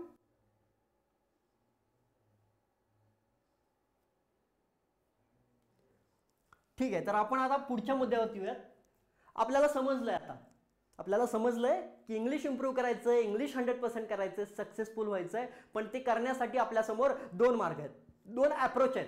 एक अप्रोच आहे बेस्ड ऑन ग्रामर आणि एक अप्रोच आहे बेस्ड ऑन सराउंडिंग. या दोन्हीपैकी एक अप्रोच आपण चूज करून आपलं इंग्लिश इंप्रूव्ह करू शकता. फक्त मी आपल्याला इथं माझं सरळ एक स्पष्ट मत सांगणार आहे, केस स्टडी तुमच्या पुढे मांडणार आहे, या अप्रोचची आणि या अप्रोचची. मग आपण ठरवायचंय की कुठल्या अप्रोचने आपण इंग्लिश शिकू शकता. 2च अप्रोच आहेत. चला, पहिल्या अप्रोचकडे वळूयात. बेस्ड ऑन ग्रामर हा अप्रोच आहे. ग्रामर बद्दल मी बोललेलो आहे. ग्रामर म्हणजे भाषेचे नियम, भाषेचं एक पुस्तक, भाषेच्या रूल्सचं पुस्तक. तर मला अशी फॅक्ट सांगायची की या अप्रोचचा वापर करून इंग्लिश शिकणाऱ्यांची संख्या जास्त आहे, किंवा ट्रेंड तसा आहे. जेव्हा मी 5-6 वर्षांपूर्वी माझं इंग्लिश इंप्रूव्ह करायचं ठरवलं त्यावेळी चित्र असं होतं की 80% मला पीपल्स किंवा स्टुडंट्स या अप्रोचचे बघायला मिळाले. सरळ म्हणजे हा जो मार्ग आहे हे फॉलो करणाऱ्यांची संख्या जास्त आहे, हा अप्रोच वापरणाऱ्यांची संख्या जास्त आहे. याच्यामध्ये 80% जनता हा अप्रोचने इंग्रजी शिकते किंवा शिकवते. ठीक आहे, मग हा अप्रोच नेमका काय सांगतो? सिंपल आहे. या अप्रोचमध्ये काय असतं तर या अप्रोचमध्ये ग्रामरला फॉलो केलं जातं. म्हणजे याच्यामध्ये सुरुवातीला ग्रामर शिकलं जातं आणि ग्रामरच्या नियमांच्या आधारे इंग्रजी शिकलं जातं. ठीक आहे, मी सुद्धा 5-6 वर्षापूर्वी माझं वैयक्तिक मत सांगेन. मी म्हणजे स्पष्ट बोलेन काय असेल ते, प्रोज अँड कॉन्स सांगेन. तर मी जेव्हा 5-6 वर्षांपूर्वी इंग्रजी शिकायला सुरुवात केली तेव्हा मला सुद्धा इंग्लिश शिकताना पहिल्यांदा हा अप्रोच मिळाला. या अप्रोचने मी इंग्रजी शिकायला लागलो, जे की 80% जनता करते. मी सुद्धा या अप्रोचने शिकायला लागलो. आणि या अप्रोच काय सांगतो तर आपल्याला ग्रामर शिकायचं आहे. मी सुद्धा ग्रामर शिकलो. मी 100% ग्रामर शिकलो आणि मला छान वाटलं ते ग्रामर. प्रत्येकाचं मत असंच असायचं की ग्रामर शिवाय इंग्रजी बोलता येत नाही, ग्रामर हा आत्मा आहे आणि ग्रामर आपल्याला शिकलंच पाहिजे, असं सर्वांचं मत आलं. त्यानंतर मी माझं ग्रामर इम्प्रूव्ह केलं. पण माझा पर्सनल एक्सपिरियन्स सांगतो, 1 वर्ष ग्रामर शिकल्यानंतर जेव्हा बोलायची वेळ आली की नाही प्रॅक्टिकली, तेव्हा बोलता येईना झालं. मग मी थोडंसं मागं वळून बघितलं आणि माझ्या मनाला विचारलं की आपण तर 100% ग्रामर शिकलोय, तरी पण कॉन्फिडन्स काही येत नाहीये, तरी पण बोलता येत नाहीये, बोलताना जीभ अडखळते, मग असं का झालं. मी माझ्या मनाला विचारलं आणि मग मला या अप्रोचचा ड्रॉबॅक लक्षात आला. या अप्रोचचा ड्रॉबॅक लक्षात आला आणि या अप्रोचचा सर्वात मोठा ड्रॉबॅक असा आहे की हे जे ग्रामर शिकतो का नाही, ते ग्रामर शिकण्याची पद्धत थोडीशी आपली गलत आहे किंवा चुकीची आहे. हे जे आपण ग्रामर शिकतो ते आपण रूलनुसार शिकतोय. हे जे ग्रामर आपण शिकतोय ते रूलनुसार शिकतोय आणि ऑब्व्हियसली ग्रामर म्हणजेच रूल बुक आहे, मग ते रूलनुसार शिकणं साहजिकच आहे. त्यामुळं आपण याच्यामध्ये ग्रामर रूलनुसार शिकतोय. पण याचा मोठा ड्रॉबॅक मला लक्षात आला की ग्रामरचे सगळे नियम तर मला माहिती आहेत, माझ्या वह्या तर क्लासेस करून 100% भरल्यात, 200 पाणी भरल्यात, 300 पाणी भरल्यात, पण प्रॅक्टिकलमध्ये जेव्हा बोलायची वेळ येते ना तेव्हा नाही बोलता येत. मग माझ्या लक्षात आलं. अजून एक एक्झाम्पल देतो जे की आपल्या सर्वांना रिलेट होईल. अजून एक एक्झाम्पल देतो. 10वी मध्ये 12वी मध्ये जे हुशार विद्यार्थी असतात, ज्यांना इंग्लिशमध्ये 95+ मार्क मिळतात, 95+, 96 मार्क्स मिळतात, अशा विद्यार्थ्यांचं उदाहरण देतो. अशा विद्यार्थ्यांचं ग्रामर अगदी करेक्ट असतं, अगदी परफेक्ट असतं, त्यांना ग्रामरमध्ये आउट ऑफ आउट मार्क्स सुद्धा मिळतात. मग ह्या हिशोबानं तर त्यांना इंग्रजी जमायला पाहिजे ना, मग का नाही जमत. त्यांना ग्रामरमध्ये आउट ऑफ आउट मार्क्स मिळून सुद्धा 12वी झाल्यानंतर जेव्हा ते कॉलेजला जातात, करिअरमध्ये शिरतात, त्यावेळी त्यांना इंग्रजी बोलायला येत नाही, इंग्लिश कम्युनिकेशन करता येत नाही. याचं कारण हेच आहे, ग्रामर माहिती असून उपयोग नाही, ते चुकीच्या पद्धतीने शिकल्यामुळं ही पद्धत वर्क करत नाही, ही पद्धत कुठेतरी फेल जाते, ही कुठेतरी पद्धत फेल जाते. आणि माझं पर्सनल ओपिनियन जर मांडायचं झालं तर मी या पद्धतीमुळं माझं इंग्लिश फक्त 30% इम्प्रूव्ह करू शकलो. 30%च्या वर माझं काही इंग्लिश कम्युनिकेशन इम्प्रूव्ह झालं नाहीये आणि मी स्ट्रगल केला, 1 वर्ष फेल झालो आणि माझ्या लक्षात आले या सिस्टीमचे ड्रॉबॅक की ग्रामर शिकण्याची पद्धत चुकीची आहे. आणि साधं लॉजिक आहे, ग्रामर जर आपण रूलनुसार शिकायला गेलो तर त्या रूलमध्ये आपण बांधले जातो, अडकले जातो. मी बोलणार आहे याच्यावरती पुढं. पण त्यानंतर एक टाइम असा आला, एक वेळ अशी आली की मी या अप्रोचकडून इकडे शिफ्ट व्हायला लागलो. कारण या अप्रोचमध्ये फेल्युअर लक्षात आलं. माझ्या लक्षात आलं की माझी प्रगती होत नाही, माझी प्रगती खुंटायला लागलेली आहे. त्यामुळे मी या अप्रोचकडे वळालो आणि त्यावेळी 5-6 वर्षापूर्वी हा अप्रोच थोडासा मला नवीन वाटला, युनिक वाटला. आणि हा अप्रोच फॉलो करणारे फक्त 20% आहेत, फक्त 20% आहेत. 80% जनता, 80% टीचर्स, 80% स्टुडंट्स इंग्लिश शिकण्यासाठी हा अप्रोच फॉलो करतात. पण त्यावेळी हा अप्रोच फॉलो करणारे फक्त 20% होते. आणि हा अप्रोच जाणून घेतल्यानंतर मला थोडंसं बरं वाटलं. आता मी आपल्याला सांगतो की हा अप्रोच नेमकं काय सांगतो. मी काय म्हटलं इथं, बेस्ड ऑन सराउंडिंग. सराउंडिंगचा अर्थ काय, वातावरण. सराउंडिंगचा अर्थ काय, वातावरण. म्हणजे यांची पॉलिसी, या अप्रोचची पॉलिसी सिंपल आहे की आपल्या बाजूला इंग्लिशचं असं वातावरण निर्माण करायचं, त्या वातावरणात आपण राहायचं आणि परिणामी वर्षभराने, 1.5 वर्षाने जसं आपल्या डोक्यावरती वातावरणाचा परिणाम होईल, आपलं इंग्लिश इम्प्रूव्ह होणार. हा सिंपल फॅक्ट आहे. म्हणजे जसं की आपण एखाद्या प्रदेशात गेलो आणि तिथली भाषा वापरायला लागलो, वर्षभर तिथं राहिलो तर आपल्याला ती भाषा जमते. हा साधा बेसिक भाषेचं कमाल आहे. तर हा सराउंडिंगचा अप्रोच आहे. याच्यामध्ये आपण काय करतो, आपल्या आजूबाजूला सराउंडिंग निर्माण करतो. मग आता ह्या अप्रोचवाले काय काय फॉलो करतात. पहिली एक मी गोष्ट आपल्याला क्लिअर सांगतो की या अप्रोचमध्ये जर ग्रामरला फॉलो करत असतील का नाही, तर या अप्रोचमध्ये ग्रामरला विरोध करतात. या अप्रोचमध्ये ग्रामरला विरोध करतात. म्हणजे यांचं म्हणणं सरळ सरळ असतं, या अप्रोचवाल्यांचं म्हणणं सरळ सरळ असतं की grammar is useless, without grammar we can learn English very effectively, असं यांचं म्हणणं असतं. कारण सिंपल आहे, ज्या लोकांना वातावरण निर्माण करायचंय त्यांना ग्रामरमध्ये घुसण्याची काहीच आवश्यकता नाहीये. त्यामुळे यामध्ये ग्रामरला सरळ सरळ विरोध केला जातो. आणि आता मी याचं एक्झाम्पल सांगतो, याच्या पद्धती काय आहेत शिकण्याच्या. तर सिंपल आहेत, आपल्या आजूबाजूला वातावरण बनवायचं. मग ते कसं बनवायचं, सिंपल आहे. वातावरण बनवायचं म्हणजे काय, जास्तीत जास्त इंग्रजी ऐकायचं. वातावरण बनवायचं म्हणजे इंग्लंडमध्ये जाऊन राहायचं असं नव्हे, आपल्या आजूबाजूला आपण इंग्लिशचं वातावरण निर्माण करू शकतो. सिंपल आहे. आपण ऐकलं असाल युट्यूबला किंवा मोठमोठ्या व्यक्ती म्हणताना ऐकलं असेल की इंग्रजी जास्तीत जास्त ऐकायचं, लिसन करायचं. म्हणजे काय, जास्तीत जास्त ऐकायचं, म्हणजे जेणेकरून आपल्या मेंदूभोवती त्याचं वातावरण निर्माण होईल. त्यानंतर जास्तीत जास्त इंग्रजी बोलायचा प्रयत्न करायचा, बोलायचं इंग्लिशमध्ये. त्यानंतर काय करायचं, त्यानंतर रीडिंग करायचं, जास्तीत जास्त रीड करायचं, जास्तीत जास्त रीड करायचं. आणि त्यानंतर इंग्लिशमध्ये लिहिण्याचा प्रयत्न करायचा. LSRW जसं मी मगाशी म्हटलं, जास्तीत जास्त लिहायचं, ऐकायचं, बोलायचं. आणि हा अप्रोच मला आवडला, हा पटला, कारण हा प्रॅक्टिकल वाटला.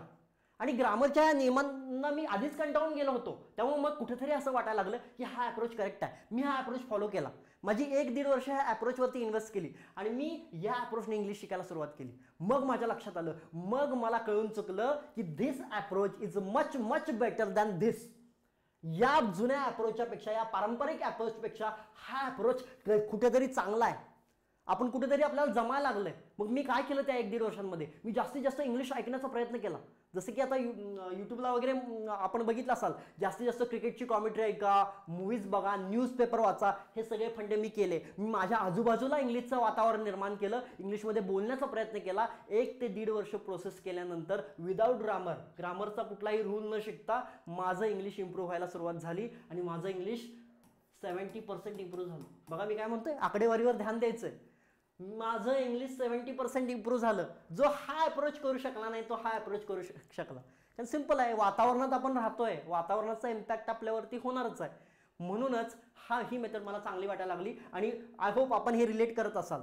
आम्ही जरी इंग्रजी शिकण्याचा कधी प्रयत्न केला असेल, स्पोकन म्हणा किंवा कम्युनिकेशन म्हणा, आपल्याला सुद्धा हे दोन दिसलेच असतील.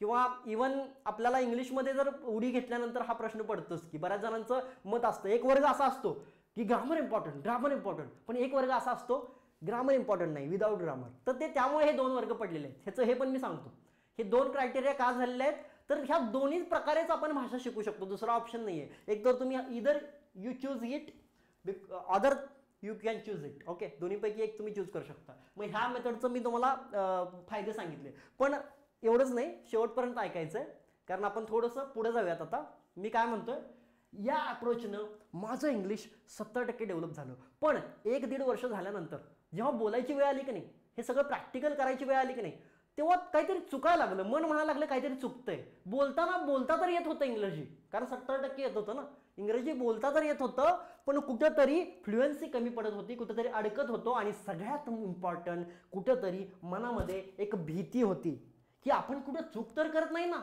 कॉन्फिडन्समध्ये कमतरता होती. आणि हे 1-1.5 वर्षानंतर जाणवायला लागलं. आणि मग मी मागे वळून बघितलं, आत्मपरीक्षण केलं, सेल्फ ॲनालिसिस केलं, आणि मग माझ्या लक्षात आलं की ह्या अप्रोचमध्ये आपण 70% स्टक झालोय, त्याच्यावरती आपण जाईनच झालोय. आणि कधी कधी जर ऐकायचं बंद केलं, बोलायचं बंद केलं, अभ्यास बंद केला, तर 70%हून ती फ्रिक्वेन्सी ड्रॉप जायला लागली. म्हणजे वर जातच नव्हतं, खाली जात होतं. आणि कॉन्फिडन्स येत नव्हता. मनामध्ये एक वाटत होतं की आपण काहीतरी चूक तर करत नाही ना, आपण जे बोलतोय ते बरोबर बोलतोय का, हा प्रश्न मला उद्भवायला लागला. आणि मग मनामधनं एक साद आली, एक आवाज आला, आणि एक स्टेटमेंट जे की आपण ऐकतो सगळीकडं, ते आम्हाला आठवलं की आयुष्यामध्ये, जीवनामध्ये सुवर्णमध्ये खूप महत्त्वाचं आहे. सुवर्णमध्ये खूप महत्त्वाचं आहे. कुठलीही गोष्ट जास्त अति असून चालत नाही आणि कुठलीही गोष्ट जास्त कमी असून चालत नाही. एक सुवर्णमध्ये असणं गरजेचं असतं. मग माझ्या या अप्रोचचा सगळ्यात मोठा ड्रॉबॅक लक्षात आला की या अप्रोचला बेसच नाहीये, या अप्रोचला बेसच नाहीये. त्यामुळे आपली बिल्डिंग तर जाते 70%, पण ती 100 होत नाहीये. आणि प्रयत्न करायचं बंद झाल्यावर ती बिल्डिंग ढासळते, ती परत बांधावी लागते. म्हणजे काय, माझं सरळ म्हणणं असं आहे की जसं मी मगाशी आपल्याला म्हटलं, याच्यात ग्रामरचा यूज होतो, अति यूज होतो, रूलनुसार यूज होतो, पण याच्यात काहीच ग्रामर वापरत नाहीत. आणि मी मगाशी ग्रामरची कॉन्सेप्ट सांगताना काय समजावलं होतं आपल्याला, ग्रामर म्हणजे भाषेचे रूल्स आहेत, भाषा कशी ऍक्ट होते हे आपल्याला ग्रामर सांगतं. आणि मी मगाशी आपल्याला हे सुद्धा बोललोय की इंग्लिश ही आपली लँग्वेज नाही आहे, ती आपली लँग्वेज नाही आहे. त्यामुळे त्या भाषेचं, ती जर भाषा आपल्याला शिकायची असेल तर ती भाषा करेक्ट पद्धतीने शिकणं गरजेचं आहे, ती भाषा चुकीच्या पद्धतीने शिकणं गरजेचं नाही आहे. आणि ह्या अप्रोचचा हाच मोठा ड्रॉबॅक आहे, कारण ग्रामरचे रूल नसल्यामुळे, ग्रामरचा बेस नसल्यामुळे कदाचित कधी कधी काय होतं, या अप्रोचवाले लोक भाषेपासून भरकटतात आणि अंदाज म्हणजे बोलायला लागतात आणि चुकीचं बोलण्याची चूक करतात आणि कॉन्फिडन्स याच्यामध्ये येत नाही. बऱ्याचदा आपण ग्रामॅटिकली चुका याच्यामध्ये करतो. मग माझ्या लक्षात आलं की ग्रामरला पूर्णपणे डावलून नाही चालणार, कारण एकतर ती आपली भाषा नाही आहे, आणि आपली भाषा नाही ना, मग त्या भाषेचा रिस्पेक्ट केला पाहिजे. ती भाषा शिकायची असेल तर त्याच्याकडे एक आदरतेनं बघितलं पाहिजे. आणि त्यामुळे त्याचे थोडेफार रूल्स तरी फॉलो केलेच पाहिजेत, कारण भाषा कशी ऍक्ट होते हे भाषेचं संविधान सांगणार आहे. पूर्णपणे जर आपण ग्रामरचा विरोध करायला गेलो तर आपल्याला काहीच कळणार नाही, कॉन्फिडन्सच येणार नाही, आपण कुठेतरी चूक करतोय ही भावना आपल्या मनामध्ये येईल आणि याच्यामध्ये रिस्क फॅक्टर वाढतोय. रिस्क फॅक्टर खूप मोठा आहे याच्यामध्ये. कारण ठीक आहे, मान्य तुम्ही बोलाल 70% बोलाल, असंच बोलाल, पण तुम्ही किती करेक्ट बोलताय हे तुम्हाला पण कळणार नाही, कारण तुम्हाला नॉलेजच नाही, भाषेबद्दल नॉलेजच नाही. त्यामुळं मग आता मला सरळ सरळ म्हणायचंय की या दोन्ही पद्धतीचे मी प्रोज अँड कॉन्स सांगितले. याच्यामध्ये ग्रामरला फॉलो केलं जातं, पण ती टेक्निक रूलनुसार काम करत नाहीये. त्यामुळे ही या मेथडमध्ये 30% रेशो आहे सक्सेसचा आणि याच्यामध्ये 70% आहे. पण बास काय एवढ्यावरती बास. मग आपल्या बऱ्याच जणांना वाटेल नाही, पहिल्यांदा वाटलं असेल ही पद्धत वापरावी, मग वाटलं असेल अरे नाही ही पद्धत भारी आहे, मग ही पद्धत वापरावी. एवढ्यावरती बास होणार आहे? 70% खुश नाही. आपल्याला काय करायचंय? सक्सेस मिळवायचंय, यशस्वी व्हायचंय. मग काय करायचंय? इंग्लिश 100% करायचंय. मग या अप्रोचने तरी नाही होणार. मग मी म्हटलो ना आपल्याकडे 2 अप्रोच आहेत. माझ्या बाबतीत सुद्धा हेच झालं. या 2 अप्रोचचा अभ्यास केल्यानंतर दोन्हीमध्ये मला 100% यश मिळालं नाही. मग मी सेल्फ अनालिसिस करायला सुरुवात केली. मग माझ्या लक्षात आलं की ग्रामरला पूर्णपणे डावलून पण चालणार नाही आणि ग्रामरच्या पूर्णपणे आहारी पण जाऊन चालणार नाही. मग माझ्या लक्षात आलं की ग्रामर हे वाईट नाहीच आहे. का वाईट असेल grammar? It is very respectable thing, because भाषा कशी ऍक्ट होते हे आपल्याला हे ग्रामर सांगणार आहे. आपला जन्म नाही झाला इंग्रजी भाषेमध्ये, हे आपल्याला ग्रामर सांगणार आहे. पण सगळ्यात महत्त्वाचं, mark my words, method is very very fraud. Method is very very, I hope आपल्याला समजत असेल. ही शिकवण्याची पद्धत, ग्रामर शिकण्याची पद्धत फ्रॉड आहे. ग्रामर शिकण्याची पद्धत बोगस आहे, पारंपरिक आहे. त्यामुळे आपण ग्रामर मग पुढे जाऊ शकत नाही. ग्रामर हे चुकीचं नाहीये, ग्रामर इम्पॉर्टंट आहे. पण ते ग्रामर बघा, मी मगाशी आपल्याला काय सांगतो, मी 1 मिनिटामध्ये क्लिअर करतो. मी मगाशी आपल्याला म्हटलं की इंग्लिश एक स्किल आहे. स्किलचा अर्थ काय? फॉर एक्झाम्पल स्विमिंग एक स्किल आहे, जम्पिंग किंवा ड्रायव्हिंग एक स्किल आहे, सिंगिंग एक स्किल आहे. मग कुठल्याही स्किलमध्ये काय असतं? स्किलमध्ये थेरी महत्वाची का प्रॅक्टिकल महत्वाचं? थेरी महत्वाची आहे, पण थेरीपेक्षा 70-80% इम्पॉर्टंट प्रॅक्टिस आहे. आपण स्विमिंगचे क्लासेस लावले आणि स्विमिंग बद्दल आपण व्हिडिओज बघितले किंवा आपण अभ्यास केला स्विमिंगचा आणि कधी पाण्यात उडीच मारली नाही, पोहता येईल का? शक्य नाही. जर आपण ड्रायव्हिंग करतोय, ड्रायव्हिंगचे धडे घेतले आणि कधी गाडीवर बसलो नाही, ड्रायव्हिंग करता येईल का? नाही. त्यामुळे प्रॅक्टिकल खूप महत्त्वाचं असतं. या ग्रामरकडे आपण कधी प्रॅक्टिकल अँगलनं बघितलं नाही. आपण रूलकडे बघितलं, ते रूल्स वहीमध्ये लिहून घेतले आणि जेव्हा इंटरव्ह्यूची वेळ आली की नाही तेव्हा वही आठवायला लागली. मग ते rules Athawale, subject plus verb plus object, पण बोलता काहीच येईना. पण ते रूल राहिले वहीत, डोक्यात काय राहिलं? काहीच नाही. त्यामुळे ग्रामर वाईट नाहीये, माझं आजही हेच म्हणणं आहे. ग्रामर शिकण्याची पद्धत चुकीची आहे. हे रूलनुसार कधी आपण पुढे जाऊ शकत नाही. आपण स्विमिंग रूलनुसार शिकलोय का? कुकिंग रूलनुसार शिकलोय का? प्लेइंग शिकलोय का? नाही ना. मग प्रॅक्टिकल स्किल जसं शिकलोय तसंच इंग्रजी भाषा एक स्किल आहे. त्यामुळे हे शिकण्यासाठी ग्रामरला समजून घेतलं पाहिजे आणि ते अप्लाय केलं पाहिजे, त्याची प्रॅक्टिस केली पाहिजे. मग माझ्या लक्षात आलं की हे ग्रामर इम्पॉर्टंटच आहे. ग्रामर इम्पॉर्टंटच आहे, पण असं ग्रामर इम्पॉर्टंट आहे बघा, नीट लक्ष देऊन ऐका. पण असं ग्रामर इम्पॉर्टंट आहे की जे प्रॅक्टिकलमध्ये यूज होईल, जे वहीमध्ये नाही राहणार, जे प्रॅक्टिकलमध्ये यूज होतंय, असं ग्रामर इम्पॉर्टंट आहे. आणि मी याला प्रॅक्टिकलिटी म्हणतो. आणि प्रॅक्टिकलिटीमध्ये आपल्याला ग्रामरचा यूज करणं महत्त्वाचं आहे. या अँगलनं आपल्याला बघितलं पाहिजे, या अप्रोचनं आपल्याला बघितलं पाहिजे. ग्रामरकडे रूलनुसार न बघता ग्रामरकडे प्रॅक्टिकल मेथडनं बघणं गरजेचं आहे की ते ग्रामर प्रॅक्टिकलमध्ये कसं यूज होतं. आणि मग माझ्या लक्षात आलं या 2 अप्रोचमध्ये फेल झाल्यानंतर मी एक रिसर्च करायला सुरुवात केली 2 ते 3 वर्षांपूर्वी. आणि मी पहिल्यांदा काय केलं, ग्रामरचा संपूर्ण अभ्यास केला, ग्रामरचा 100% अभ्यास केला. आणि त्यानंतर मी तिथंच थांबलो नाही.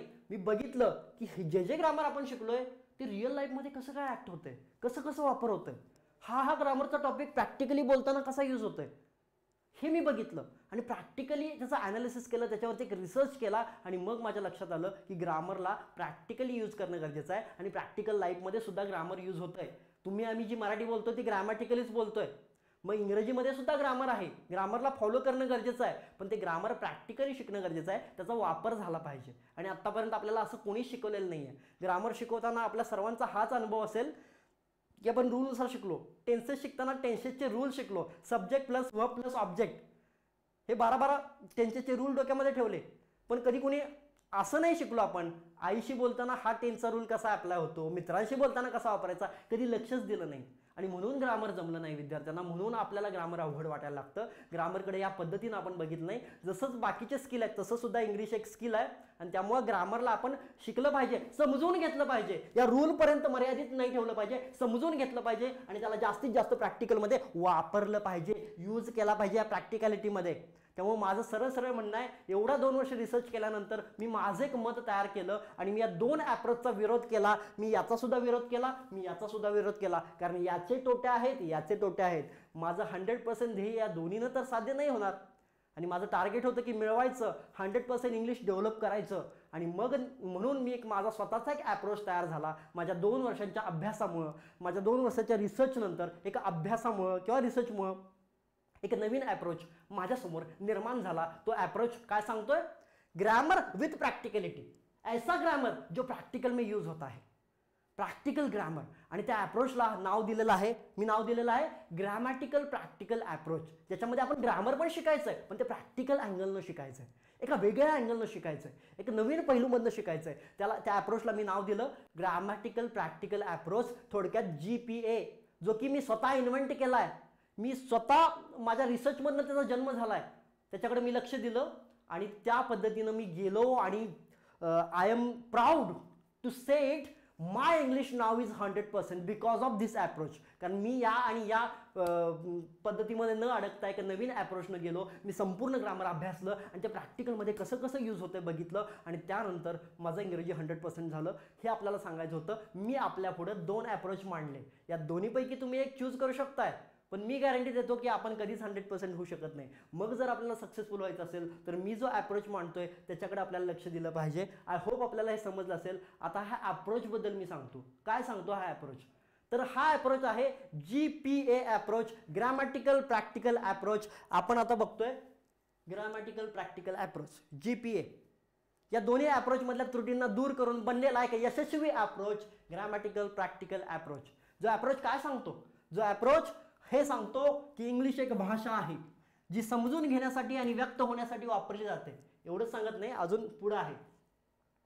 इंग्लिशमध्ये 4 पिलर आहेत. ओके, 4 पिलर आहेत, LRSW. आणि हे पिलर 100% करायचे. हे पिलर 100% करायचे. पण कसे करायचे? साधं लॉजिक आहे. पिलर काय हवेमध्ये असतात का? आपण जेव्हा बिल्डिंग बांधतो पिलर हवेमध्ये बांधतो का? नो. पिलरच्या खाली जमीन तर पाहिजे ना. तसंच या पिलर खाली सुद्धा एक जमीन असणं गरजेचं आहे. पिलर नुसते उभा करून चालणार नाही, ते जमिनीवर उभा करणं गरजेचं आहे. आणि सगळ्यात महत्त्वाचं आणि इम्पॉर्टंट, हे पिलर आहेत ना, तर बेस सुद्धा पाहिजे. आपण बघतो ना, फाउंडेशन ज्यावेळी करायचं असतं, बिल्डिंग बांधायची असते, त्यावेळी काय करतो आपण? त्यावेळी आपण पिलर निर्माण करण्याआधी पण जमिनीमध्ये बेस इम्पॉर्टंट असतो. Foundation is very very important. Base जेवढा पक्का तेवढे पिलर वर्षानुवर्ष टिकतील. ओके, त्यामुळे या बेस निर्माण करण्याआधी मान्य आहे बेस 100% करायचे, ठीक आहे, पण याच्या खाली एक जमीन असणं गरजेचं आहे आणि या जमिनीखाली एक पिलर डेव्हलप करणं गरजेचं आहे. हा पिलर 100% पाहिजे. हा पिलर 100% पाहिजे. जेवढा पिलर पक्का, सॉरी पिलर नाही, बेस जेवढा बेस पक्का तेवढे स्ट्रॉंग आपले पिलर. पण आपण काय करतो? आपण काय चूक करतो? आपण नुसत्या पिलरवरती फोकस करतोय. नाही, मला लिस्निंग करायचंय, नाही स्पीकिंग, मी बोलणार. काय बोलणार? बेस कुठं आहे? बेस कुठं आहे? बेस नसेल तर काय होईल? बेस नाहीये, बिल्डिंग बांधली, 7व्या मजल्यावर POP करतोय, काय होईल? 2 दिवस एन्जॉय कराल, 3ऱ्या दिवशी बिल्डिंग. बेस खूप महत्त्वाचा आहे. छत्रपती शिवरायांच्या काळातील किंवा प्राचीन भारतातील किती उदाहरणं आहेत, अशी वास्तू आहेत की ज्यांचे बेस कसे आहेत आणि त्या वास्तू अजून कशा आहेत. Base is important. आणि जीवनामध्ये, विद्यार्थ्यांच्या बाबतीत, स्टुडंटच्या बाबतीत, शालेय जीवनामध्ये, करिअर जीवनामध्ये, सगळ्यामध्ये बेस इम्पॉर्टंट आहे. बेस जर कच्चा राहिला तर पिलर कधीच वर चढू शकत नाही. असंच या बाबतीमध्ये आहे. मग बेस करायचा, बेस 100% करायचा. कसा करायचा? मी तेच म्हणतो ना, या बेसमध्ये काहीतरी सिमेंट वाळू भरली पाहिजे की नाही. मग कुठल्या कंपनीचं सिमेंट भरायचं बेसमध्ये? मोकळं ठेवून चालणार नाही. तर ते सिमेंट कुठल्या कंपनीचं भरायचं? ते ग्रामरचं भरायचं. ग्रामर इन्स्टॉल करायचा बेसमध्ये, म्हणजे आपल्या डोक्यामध्ये. पण तो ग्रामर कसा इन्स्टॉल करायचा? फ्रॉड पद्धतीने? नाही, ग्रामर प्रॅक्टिकल पद्धतीने इन्स्टॉल करायचा. प्रॅक्टिकल अँगलनं.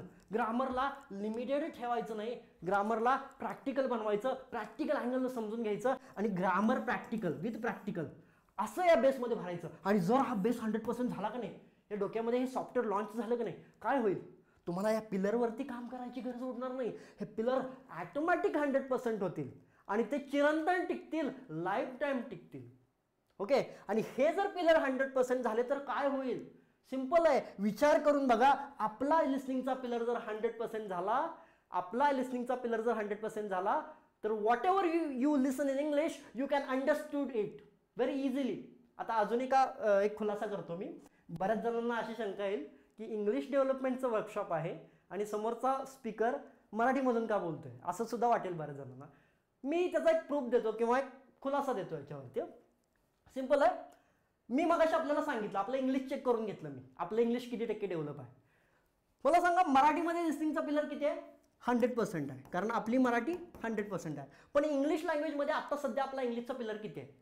काहींचं 100% असेल, पण सर्वच ऑडियन्सचा इंग्लिशमधला लिसनिंगचा पिलर 100% आहे का? नाही आहे. मग कदाचित तो 50% असेल. मग जर मी if I am telling in English what you are facing, जर मी इंग्लिशमध्ये सांगत गेलो हे वर्कशॉप, तर काय होईल? जर आपला इंग्लिशचा पिलर लिसनिंगचा पिलर 50% असेल, तर 50%च गोष्टी डोक्यामध्ये येणार, 50% डोक्याच्या बाहेर जाणार, आणि माझा तो हेतू नाही आहे. Language doesn't matter. हेतू is only that you will have to understand those things. कारण या अँगलनं आपण कधीच विचार केला नाही. ॲट दी एंड समजणं इम्पॉर्टंट आहे, म्हणून मी मराठी भाषेचा वापर करतोय. कारण मला माहिती आहे पार्टिसिपंट्सपैकी सर्वांचाच लिसनिंगचा पिलर 100% नाही आहे, त्यामुळे मी मराठीचा वापर करतोय. कारण समजणं गरजेचं आहे. Language now doesn't matter. आणि म्हणून मला आता थोडंसं पुढे जाऊयात. रीडिंगचा पिलर जर 100% झाला तर चमत्कार होईल. मराठी पुस्तकं आपण वाचतोयच, पण इंग्लिश पुस्तकं वाचायला सुरुवात कराल. त्यानंतर हे सगळ्यात महत्त्वाचं, याच्यासाठीच असतो ना अट्टहास सगळा, मला इंग्लिश बोलायचं आहे, मला स्पीकिंग करायचं आहे. मग काय, हा पिलर 100% झाल्यावर काय होईल? मराठीमध्ये बडबडतोय तसं इंग्रजीमध्ये बडबडाल. हो, आणि त्यावेळी प्रश्न नाही पडणार माझं इंग्रजी फ्लुएंट नाही आहे, मला कॉन्फिडन्स नाही आहे. येणारच. फ्लुएन्सी आणि कॉन्फिडन्स कमी पडतो, याचं सगळ्यात महत्त्वाचं कारण पिलर 100% नाही आहे. मराठीमध्ये 100% पिलर आहे, त्यामुळे आपण कॉन्फिडन्सने बडबडतो. इंग्लिशमध्ये सुद्धा हे होईल जर हा पिलर 100% झाला. आणि रायटिंगचा पिलर जर 100% झाला ना, काय होईल माहिती आहे का? हे मी स्पेशली स्टुडंटसाठी बोलतोय. विद्यार्थ्यांनी कधी शालेय जीवनामध्ये रीडिंग आणि रायटिंगवरती फोकस केला जातो, स्पीकिंग आणि लिसनिंगवर कधीच फोकस केला जात नाही. 10वी 12वी पर्यंत आपली परीक्षा ही 80 मार्काची असते, त्याच्यामध्ये या 2 पिलरला महत्त्व दिलंय, reading and writing.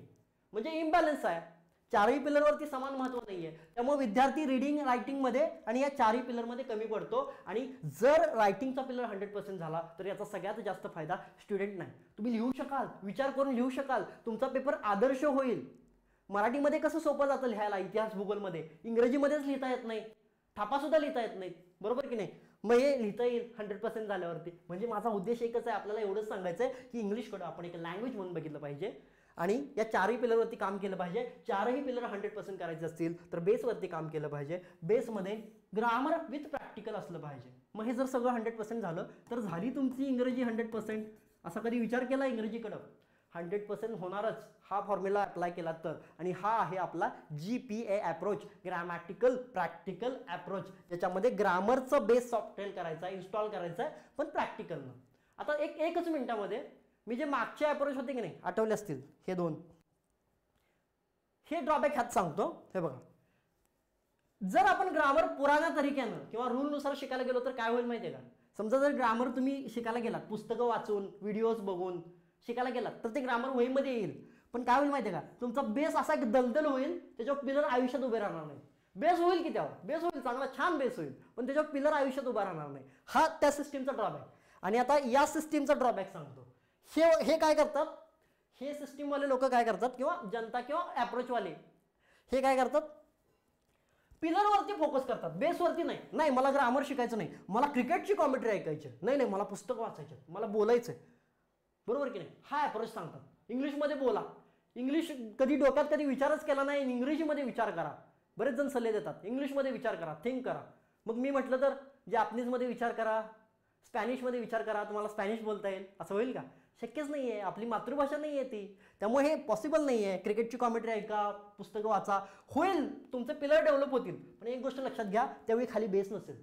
Base is important. नुसते पिलर कुठेपर्यंत बांधणार आहे? माझं तेच माझ्या अपयशाचं कारण तेच होतं. या दुसऱ्या अप्रोचनं काय केलं, माझं 70% इंग्रजी वाढलं, पण ते बेस नव्हता कधीच त्याला, त्यामुळे ते पिलर ढासळले. कदाचित तुमचं सुद्धा हेच होत असेल. आणि लाईफमध्ये हेच होतं, एकतर आपण या पॉईंटला जातो किंवा या पॉईंटला जातो. कधी कधी नुसतं पिलरवरती फोकस केलं जातं, तर कधी कधी फक्त बेसवरती फोकस केलं जातं. पण आपण हे विसरतो की बेस आणि पिलर्स आर इक्वली इम्पॉर्टंट. त्यामुळे हा आहे जीपीए अप्रोच, जो की एक रिसर्च आहे, 2 वर्षाचा मेहनत आहे. म्हणून मी आपल्या समोर हृदयापासून बोलू शकतोय. ही कुठली कॉपी नाही आहे. आणि जर आपल्याला सर्च करायचं असेल तर आपण, चॅलेंज आहे माझं की आपण बघावेत, आपल्याला 2च अप्रोच सापडतील. एक आहे ग्रॅमॅटिकल अप्रोच, जो की बोगस आहे, फ्रॉड आहे. आता मी बोलतोय खरं तिखट शब्दामध्ये बोलतोय, कारण तो कॉन्फिडन्स आहे, माझ्याकडे प्रूफ्स आहेत, पुरावे आहेत. आणि हा अप्रोच, या 2 अप्रोच आपल्याला बघायला मिळतील इंग्लिशच्या बाबतीत. इंग्रजी शिकायला गेलात, तुम्ही विद्यार्थी असाल, टीचर असाल, what ever, who are you, what ever, आपल्याला हे 2 अप्रोच बघायला मिळतील इंडियामध्ये, महाराष्ट्रामध्ये. पण हा अप्रोच आपल्याला कुठेच बघायला मिळणार नाही, कारण एक इन्व्हेन्शन आहे, याच्यामागे एक मेहनत आहे, एक ॲनालिसिस आहे, एक रिसर्च आहे. कारण मी माझ्या मनापासून हे केलेला एक इन्व्हेन्शन आहे, की माझ्या लक्षात आलं की कुठेतरी चुकतंय, काहीतरी चुकतंय. आणि मी जे बोलतोय की नाही प्रॅक्टिकल ग्रामर, हे बोलायला सोपं वाटतं, बऱ्याच जणांना असं वाटेल प्रॅक्टिकल ग्रामर काय, प्रॅक्टिकलमध्ये यूज करायचं. पण त्याच्यामागं खूप मेहनत आहे. ग्रामर नुसतं शिकून उपयोगाचं नाही, त्याचा यूज झाला पाहिजे.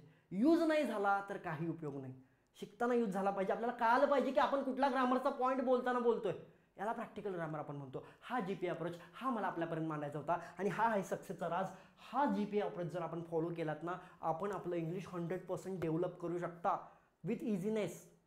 ओके, आय होप मी जे बोलतोय ते आपल्याला समजत असेल. थोडंसं मोठमोठे खुलासे केले, कडक बोललो, तिखट बोललो, पण आपल्या लक्षात आलं असेल माझा पॉईंट, की मी काय बोलू इच्छित होतो.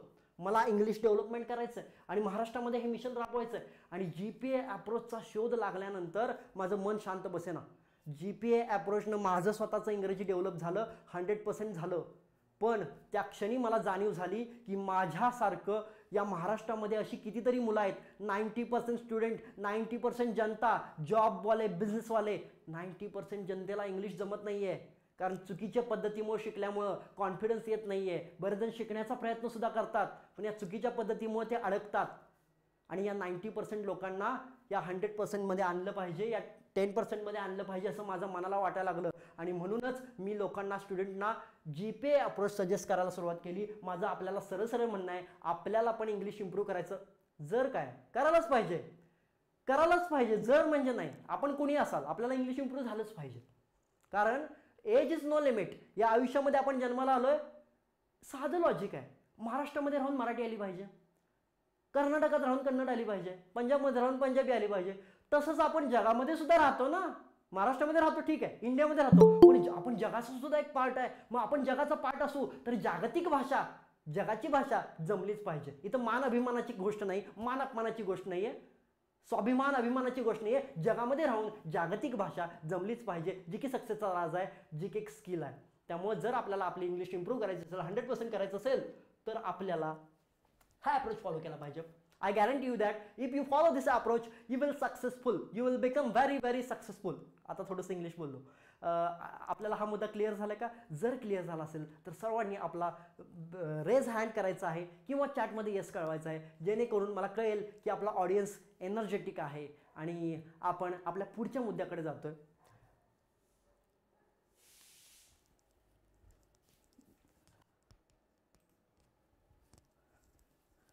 ठीक आहे, हा अप्रोचचा शोध लागल्यानंतर मला असं वाटायला लागलं की आपण इम्प्रूव्ह झालोय, आपलं इंग्लिश 100% झालंय. पण आता महाराष्ट्राचं काय?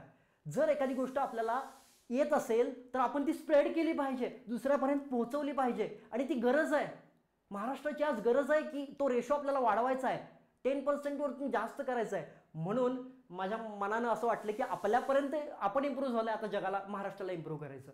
हे इंग्लिश स्किल प्रत्येक स्टुडंटमध्ये, प्रत्येक पीपलमध्ये इम्प्रूव्ह करायचं. मग मी काय केलं, या सगळ्या शोधातून एक सिस्टमॅटिक असा कोर्स बनवला, कोर्स लॉन्च केला. आता कोर्स कशासाठी, तर हे जे मी शिकलो 2 वर्षामध्ये, मी काय काय रिसर्च केला, सगळं ग्रामर मी बघितलं, त्याला प्रॅक्टिकलमध्ये कन्वर्ट केलं, प्रॅक्टिकल केलं, ट्रायल अँड एरर केले. सक्सेसफुल झाल्यानंतर मी ज्या गोष्टी शिकलो, मी जी मेहनत घेतली, त्या सगळे एका ठिकाणी केल्या आणि त्याचा एक प्रोग्राम बनवला. आणि तो प्रोग्राम का बनवला, जेणेकरून ज्यांना इंग्लिश येत नाही त्यांना हेल्प होईल, त्यासाठी हा प्रोग्राम बनवला. रेडीमेड प्रोग्राम बनवलेला आहे आणि तो प्रोग्राम मी आपल्यासमोर आता जाहीर करतोय. दिस इज द प्रोग्राम. हा आहे प्रोग्राम. या प्रोग्रामचं नाव आहे, हा प्रोग्राम नाहीच आहे, हे एक मिशन आहे, हे एक ध्येय आहे, हे एक मोहीम आहे, बी मास्टर ऑफ इंग्लिश. हा कुठला स्पोकन इंग्लिशचा कोर्स नाही आहे. स्पोकन तर खूप लहान गोष्ट आहे. हा इंग्लिशचा प्रश्न आहे, हा भाषेचा प्रश्न आहे, इंग्रजी भाषेचा प्रश्न आहे. बी मास्टर ऑफ इंग्लिश, इंग्लिशचे मास्टर व्हा, लँग्वेजला मास्टर करा, आपल्या डोक्यामध्ये इंग्रजी भाषा सेव्ह करा. हा प्रोग्राम सांगतो. ही याची टॅगलाईन आहे, हे याचं नाव आहे. आणि हा पूर्णपणे इंग्लिश डेव्हलपमेंट प्रोग्राम आहे. म्हणजे not only spoken, this is a program of English development program. म्हणजे आज आपलं इंग्रजी किती पण असू दे, 10 असू दे, 20 असू दे, 90 असू दे, 50 असू दे, मायनसमध्ये असू दे, ते 100% करायचं, हे ध्येय आहे या प्रोग्रामचं. अशातून जन्म झाला या प्रोग्रामचा. आणि या प्रोग्राममध्ये माझी 2 वर्षाची मेहनत, 2 वर्षाचा रिसर्च ओतलेला आहे. आणि सगळ्यात महत्त्वाचं हा GPA अप्रोच, हा GPA अप्रोच हे या प्रोग्रामचं महत्त्वाचं वैशिष्ट्य आहे, जो की आपल्याला कुठंही पाहायला मिळणार नाही. एकतर आपल्याला ग्रामॅटिकल अप्रोच बघायला मिळेल किंवा सराउंडिंग अप्रोच बघायला मिळेल. GPA approach, grammar with practical, हा कुठे बघायला मिळणार नाही. हे इन्व्हेन्शन याच्यामध्ये आहे. ॲक्च्युली हा कोर्स नाहीच आहे, हा प्रोग्राम नाहीच आहे, ही मेहनत आहे 2 वर्षांची, हा रिसर्च आहे. याच्यामध्ये सिक्रेट्स आहेत, स्मार्ट टेक्निक्स आहेत, कसं ग्रामरला प्रॅक्टिकलीमध्ये इम्प्रूव्ह करून इंग्रजी 100% करायचं, हे डेव्हलपमेंटचा प्रोग्राम आहे. आणि हा संपूर्ण प्रोग्राम 90 डेजचा आहे. 90 डेजचा हा संपूर्ण प्रोग्राम आहे, ज्याच्यामध्ये मी स्टुडंट्सना, पीपल्सना हेल्प करतो GPA अप्रोच राबवून इंग्लिश इम्प्रूव्ह करण्याचा. मग या कोर्स, या प्रोग्राममध्ये काय आहे, जे मी आपल्याला सांगितलं, अशी बिल्डिंग बांधली जाते. ही बिल्डिंग इंग्लिशची, ही बिल्डिंग बांधली जाते. याच्यामध्ये सुरुवातीला जमीन खणली जाते, बेस खणला जातो. याच्यामध्ये प्रॅक्टिकल ग्रामर इन्स्टॉल केलं जातं. मग चमत्कार होतो, ऑटोमॅटिक पिलरवरती जातात आयुष्यभरासाठी. आणि मग लोकांची इंग्रजी 100% होते. हा एक नवीन, युनिक, ॲडव्हान्स आणि आधुनिक अप्रोच मांडतोय मी याच्या माध्यमातून. मिशन एकच आहे, महाराष्ट्रातील जास्तीत जास्त विद्यार्थ्यांना इंग्लिश इम्प्रूव्ह झालं पाहिजे, इंग्रजी डोक्यामध्ये सेव्ह झालं पाहिजे. बी मास्टर ऑफ इंग्लिश. आणि म्हणून मी म्हणतोय याच्यामध्ये स्पीकिंग, रीडिंग, लिसनिंग, रायटिंग या सर्वांवरती काम होतंय. काळजीच करायची नाही. या पिलरची बेस आहे ना, पिलर ऑटोमॅटिक 100% आहे, कॉन्फिडन्स आहे. त्यानंतर एवढंच नाही आहे, ग्रामरला प्रॅक्टिकल टच. आता होकॅबलरी बरं सुद्धा मला बोलायचं आहे. जनरली इंग्लिश शिकताना बऱ्याच जणांचा प्रश्न असतो की माझी होकॅबलरी डाऊन आहे किंवा माझी होकॅबलरी कमी पडते. कारण होकॅबलरी खूप इम्पॉर्टंट आहे. जर लढायला जायचं असेल तर शस्त्र जेवढे इम्पॉर्टंट आहेत तेवढं बोलायचं असेल, शब्द इम्पॉर्टंट आहेत. म्हणून होकॅबलरी. आता होकॅबलरीचं मी इथं जास्त बोलणार नाही आहे, कारण होकॅबलरीबद्दल जर बोलायला गेलो तर खूप जास्त वेळ जाईल. मी नाही बोलणार होकॅबलरीबद्दल. पण एवढंच सांगेन, ह्या प्रोग्राममध्ये मी होकॅबलरीला अशा प्रकारे इन्स्टॉल केलं आहे की ह्या प्रोग्राममधून बाहेर पडल्यानंतर स्टुडंट्स होकॅबलरीचे किंग होतील. होकॅबलरीचे किंग. बघा, मी किंग म्हणतोय, गुलाम नाही म्हणत, स्लेव नाही म्हणत. किंग आणि स्लेवमध्ये काय फरक आहे? किंग आणि स्लेवमध्ये काय फरक आहे? गुलाम आणि राजे.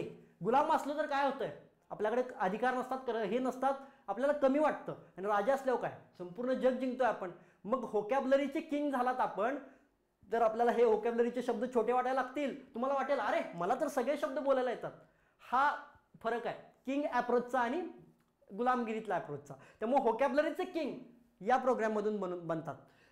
त्यानंतर एवढंच नाही, मी या प्रोग्राममध्ये GPA अप्रोच तर आहेच आहे, इंग्रजी भाषा तर डेव्हलप झालीच आहे, पण थोडंसं पर्सनॅलिटी डेव्हलपमेंट आहे की नाही, पर्सनॅलिटी डेव्हलपमेंट, त्याचा टच मी या प्रोग्राममध्ये दिलेला आहे. कारण हा प्रोग्राम जॉईन केल्यानंतर एखाद्याचं इंग्लिश इम्प्रूव्ह झालं, होणारच 100%, झाल्यानंतर ते यूज तर झालं पाहिजे ना. म्हणून पर्सनॅलिटी डेव्हलपमेंटचे 4 इम्पॉर्टंट टॉपिक्स आहेत किंवा 4 स्किल्स मी याच्यामध्ये घातलेले आहेत. ते म्हणजे कम्युनिकेशन स्किल्स, कम्युनिकेशन करता आलं पाहिजे, नुसती भाषा येऊन उपयोगाचं नाही. आणि हल्लीच्या या जगामध्ये लोकांना मराठी येऊन सुद्धा मराठीमध्ये कम्युनिकेशन करता येत नाही. प्रोफेशनली म्हणतोय मी, घर बसल्या कोणीही बोलतंय, पण प्रोफेशनली बोलता येत नाही. तर ते कम्युनिकेशन स्किल इम्पॉर्टंट आहे, त्याला लागतं. त्यानंतर इंटरव्ह्यू स्किल आलं, व्हेरी व्हेरी इम्पॉर्टंट. हे आयुष्य हेच एक इंटरव्ह्यू आहे.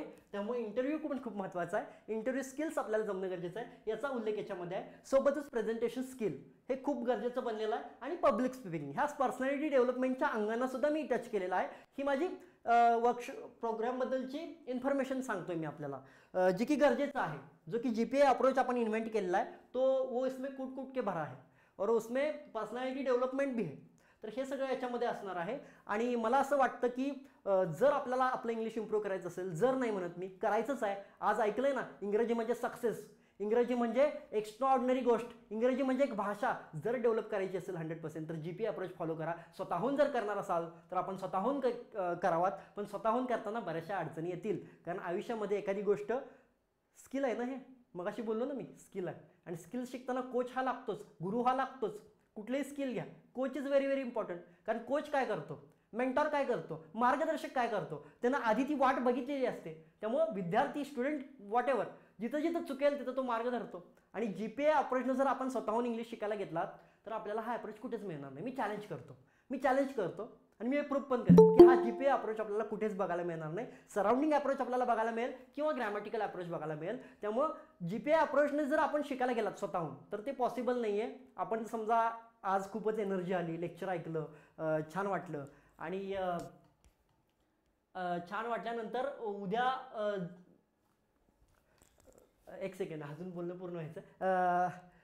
इंग्रजी ऐकलं, खूप छान वाटलं आणि उद्यापासून ठरवलं यस जीपीए अप्रोच नवीन अप्रोच मला मिळाला आहे, आता मी त्याचा अभ्यास करेन. स्वतःहून शक्य नाही, मी सरळ सांगतो, मी खोटं बोलत नाही. स्वतःहून शक्य नाही. तुम्ही जर उद्या जाऊन बाजारातून कुठलं ग्रामरचं पुस्तक आणलं आणि म्हणाल सरांनी आज ग्रामरचं महत्त्व सांगितलं, ग्रामरचे सगळे टॉपिक्स वाचूया आणि इंग्लिशचे किंग होऊया, नाही होणार. तुम्ही तेच आणि जुन्या अप्रोचकडे जाताय.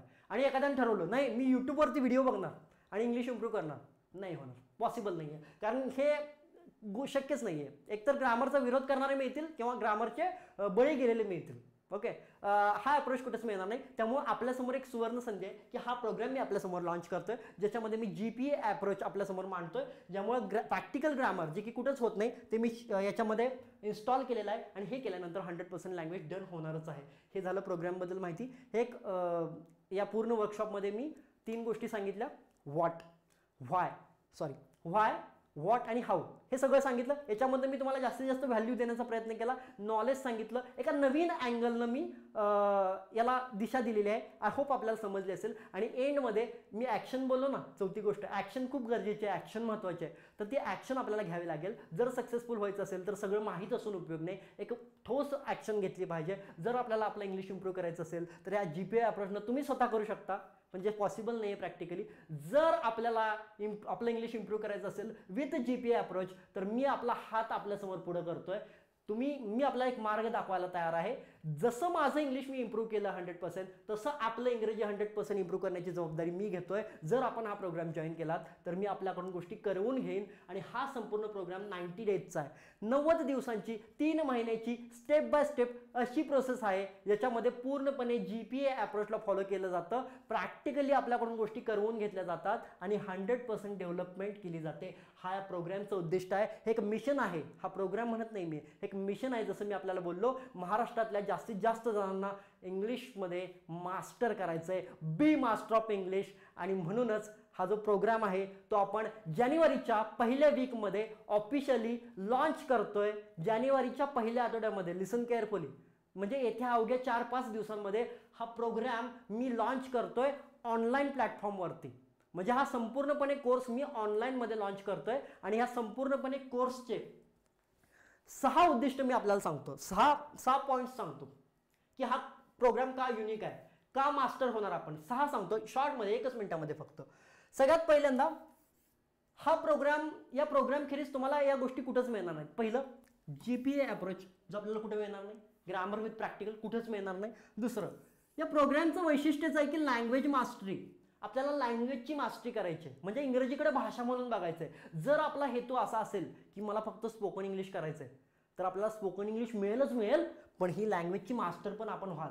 कदाचित मला एक गोष्ट आठवली, लाकूड तोड्याची गोष्ट आठवली मला, 1 मिनिटात सांगेन. लहानपणी आपण सर्वांनी ऐकले लाकूड तोड्याची गोष्ट ना, त्याची कुऱ्हाड विहिरीमध्ये पडते, तलावामध्ये पडते आणि तो रडायला लागतो आणि एक देवी प्रकट होते आणि ती देवी त्याला म्हणते की अरे तू का रडतोयस. मग तो म्हणतो माझी कुऱ्हाड पडली.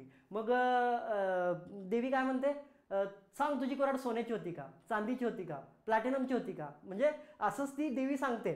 मग तो नाही म्हणतो माझी कुऱ्हाड लाकडाचीच होती आणि तो मोडकी होती. मग हे प्रामाणिक उत्तर ऐकल्यानंतर देवी खुश होते आणि त्याला ती लाकडाची तुटकी मुटकी कुऱ्हाड देते.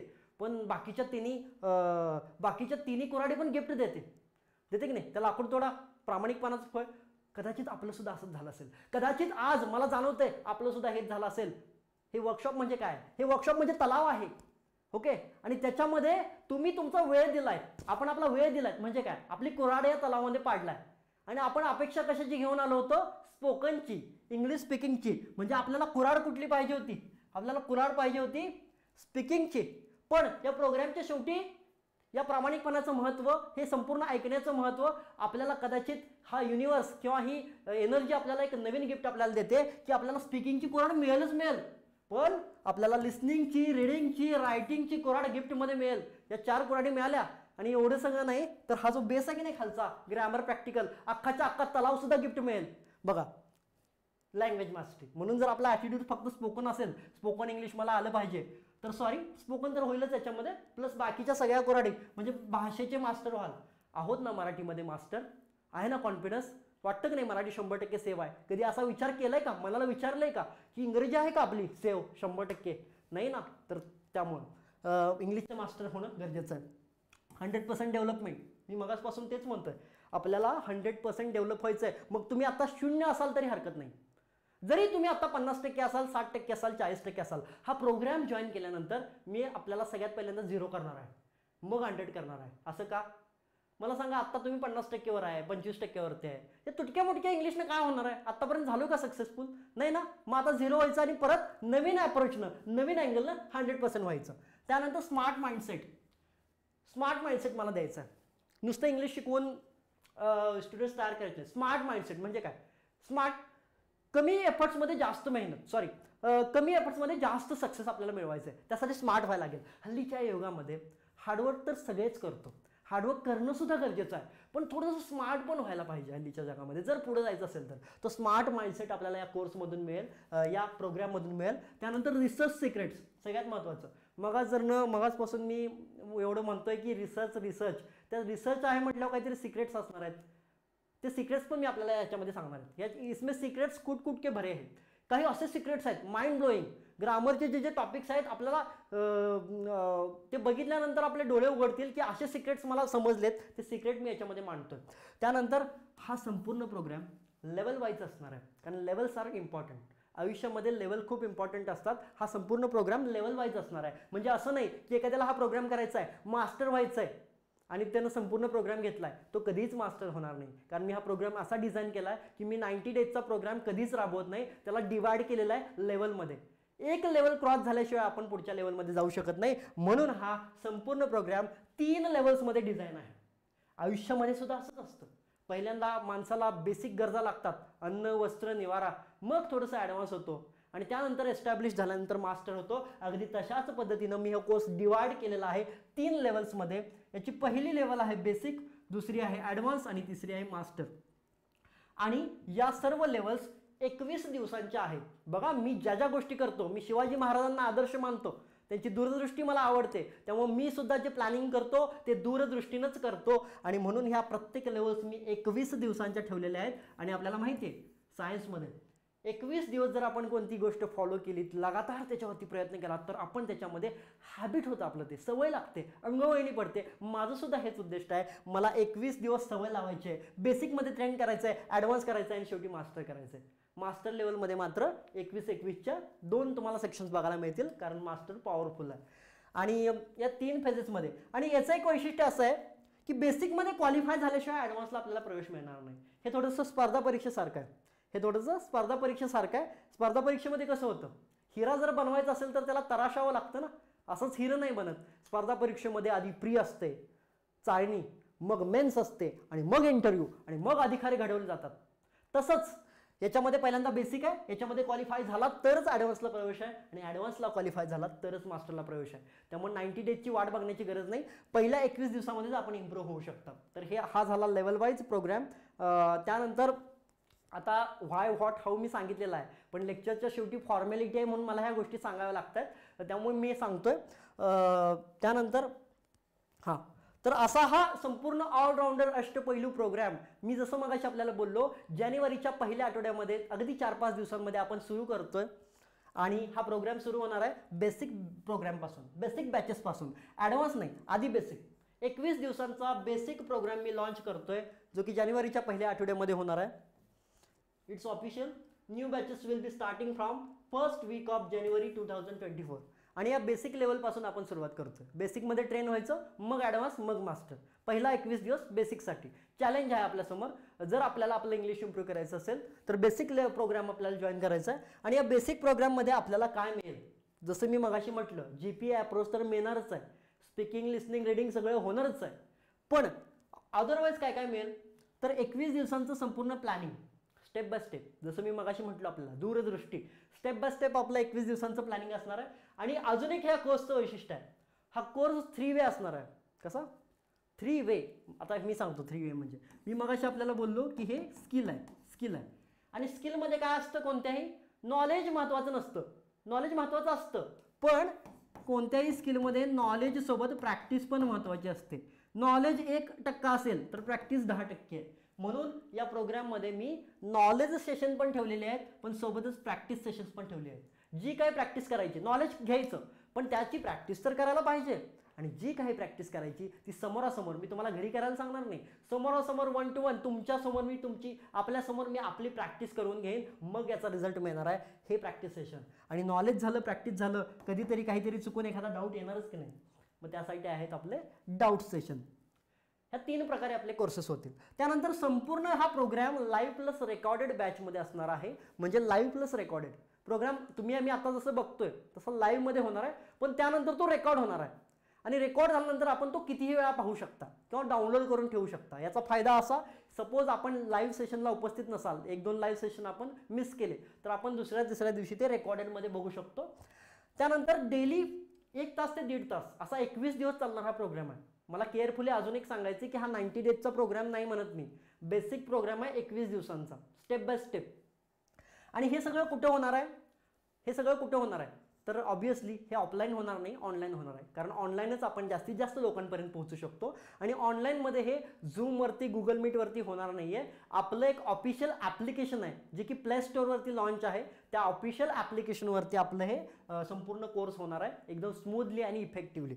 आणि त्यानंतर अजून एक, हा 21 दिवसांचा प्रोग्राम जॉईन केल्यानंतर आपल्याला 1 महिन्याचा ॲक्सेस मिळणार आहे. 1 महिन्याचा म्हणजे काय, 21 दिवसांचा प्रोग्राम आहे पण ॲक्सेस मिळतो 30 दिवसांचा, म्हणजे 8 ते 9 दिवस आपल्याला एक्स्ट्रा मिळणार आहेत. जर आपल्याला कधी वेळ नसेल किंवा मिस केले आपण 1-2 दिवस, तर आपण ते रेकॉर्डेडमध्ये बघू शकता, कितीही वेळा बघू शकता, डाउनलोड करून ठेवू शकता. ही याची पॉवर आहे. आणि त्यानंतर सपोर्ट तर ऑलवेज असणार आहे. जो विद्यार्थी आपल्याला जॉईन होतो, student, age is no matter, age doesn't matter. Student as a want to learn English, आपण त्यांच्याशी रिलेशन एस्टॅब्लिश करतो, त्यामुळे सपोर्ट इज ऑलवेज देअर. त्यानंतर हे सगळं सांगितल्यानंतर एक फॉर्मॅलिटी म्हणून या संपूर्ण प्रोग्रामची व्हॅल्यू सांगावीच लागेल. तर ती व्हॅल्यू मी आपल्यासमोर जाहीर करतोय. 1 सेकंड, गिफ्ट्स राहिले वाटतं. आपल्याला स्पेशल गिफ्ट्स द्यायचे होते ना, 3 स्पेशल गिफ्ट्स. मी मगाशी म्हटलं होतं ना, आज मी आपल्यासमोर 5 पॉईंट शेअर करतोय. व्हॉट झाला, हाऊ झाला, ॲक्शन झाली, सगळं झालं. आता स्पेशल गिफ्ट्स. आपण इथं जॉईन झाला आहात, आपल्यामध्ये इंग्लिश इम्प्रूव्ह करण्याची, सक्सेस मिळवायची आशा आपण निर्माण केलेली आहे. आणि त्यानंतर 3 स्पेशल गिफ्ट्स मी आपल्यासमोर जाहीर करतोय. 3 स्पेशल गिफ्ट, ध्यान देऊन ऐकायचं आहे. ते गिफ्ट नाहीतच आहे, ते आश्वासन आहे. गिफ्ट म्हणजे काय, लॅपटॉप, कॉम्प्युटर, मोबाईल असं नाही आहे. ती आश्वासन आहेत, ती गॅरंटीज आहेत. आता सांगतो मी. बऱ्याच जणांना असं वाटेल की बेसिक लेवल हा प्रोग्राम लेवल वाईज आहे, म्हणजे याच्यामध्ये बऱ्याच जणांना असं वाटेल की बेसिकमध्ये थोडं शिकायला मिळेल, मग ॲडव्हान्समध्ये थोडं शिकायला मिळेल आणि मास्टरमध्ये जास्त शिकायला मिळेल, असंच असतं ना. तसं नाही आहे. मी सरळ आपल्याला सांगतो, या कोर्सचं, या प्रोग्रामचं 80% नॉलेज आहे की नाही, 80% नॉलेज ते फक्त आणि फक्त बेसिक लेवलमध्येच मी भरलेलं आहे. याच्यामध्ये काही नाही आहे. ह्याच्यामध्ये 20% आहे राहिलेलं. मग तुम्ही म्हणाल याच्यामध्ये काय आहे, याच्यामध्ये प्रॅक्टिस आहे. पण 80% नॉलेज पहिल्याच लेवलमध्ये, मास्टरची वाट बघायचीच गरज नाही. 21 दिवसांचा बेसिक प्रोग्राम जॉईन केल्या आपल्याला 80% नॉलेज स्ट्रेट फॉरवर्डपणे या लेवलमध्ये बघायला मिळेल, जे की कुठेच होत नाही आहे. आणि 80% नॉलेज ही आप में ही बड़ी बात है. कारण आत्तापर्यंत आपण इंग्लिश कम्युनिकेशन, इंग्लिश डेव्हलपमेंटमध्ये थेरॉटिकली म्हणत नाही मी, प्रॅक्टिकली आपलं नॉलेज आहे का 80%? नाही आहे. आणि प्रॅक्टिकल ग्रामर आहे का 80%? नाही आहे. ती किती मोठी गोष्ट आहे. त्यामुळे हे 80%, माझा वादा आहे, माझं प्रॉमिस आहे की 80% नॉलेज बेसिक लेवलमध्येच मिळणार आहे. खूप मोठी गोष्ट आहे. 80% इंग्लिशचं नॉलेज प्रॅक्टिकल पद्धतीनं, एका नव्या ॲप्रोचनं. त्यानंतर माझं दुसरं गिफ्ट आपल्यासाठी असणार आहे. ही 21 दिवसांचा प्रोग्राम केल्यानंतर, मी मास्टरचं म्हणत नाही, मास्टर लेवल केल्यानंतर तर तुम्ही किंगच होणार आहे, ते लांबची गोष्ट आहे. मी पहिल्यांदा बेसिक प्रोग्रामबद्दल बोलतोय, जो की 21 दिवसांचा आहे. मास्टर इन बेसिक, आपण बेसिकमध्ये मास्टर ऑल म्हणजे काय. बऱ्याच जणांचं इंग्लिशमधलं बेसिक खूप कच्चं असतं, त्यांच्या स्पेलिंग मिस्टेक्स होतात, सेंटेन्स वाक्यरचना चुकते, पॅटर्न चुकतो. आणि 5वी ते 12वीपर्यंत इंग्लिशमध्ये कधी लक्ष दिलं नसल्यामुळं भविष्यामध्ये मोठं झाल्यावर सुद्धा हे प्रॉब्लेम येतात. तर मी आपल्याला वादा करतोय की ही हा बेसिक प्रोग्राम नंतर आपण बेसिकचे मास्टर व्हाल. आपल्याला असं कधी वाटणार नाही की आपलं बेसिक कच्चं आहे. आणि सगळ्यात महत्त्वाचं तिसरं गिफ्ट मला अभिमानानं आपल्या समोर मांडू इच्छितो मी, की मास्टर ऑफ टेन्सेस. हे लक्ष देऊन ऐकायचं आहे. आपण जर हा प्रोग्राम खूप ऐकला असेल तर हा पॉईंट खूप लिसन केअरफुली ऐकायचा आहे. एक मोठा खुलासा मी आपल्यासमोर करतोय. टेन्स नाम तो सुना होगा ना. टेन्स आपल्या सर्वांनी आपण नाव ऐकलं असेल. टेन्स ग्रामरमधला इम्पॉर्टंट टॉपिक, ग्रामरचा आत्मा टेन्स. बरोबर आहे. टेन्स जमले तर भाषा समजायला सोपं लागतं. मला सांगा आपल्यापैकी किती जणांचे टेन्स परफेक्ट आहेत? 100% आहेत? नसतात. जनरली 10%पेक्षा पण कमी जणांचे टेन्सेस परफेक्ट असतात.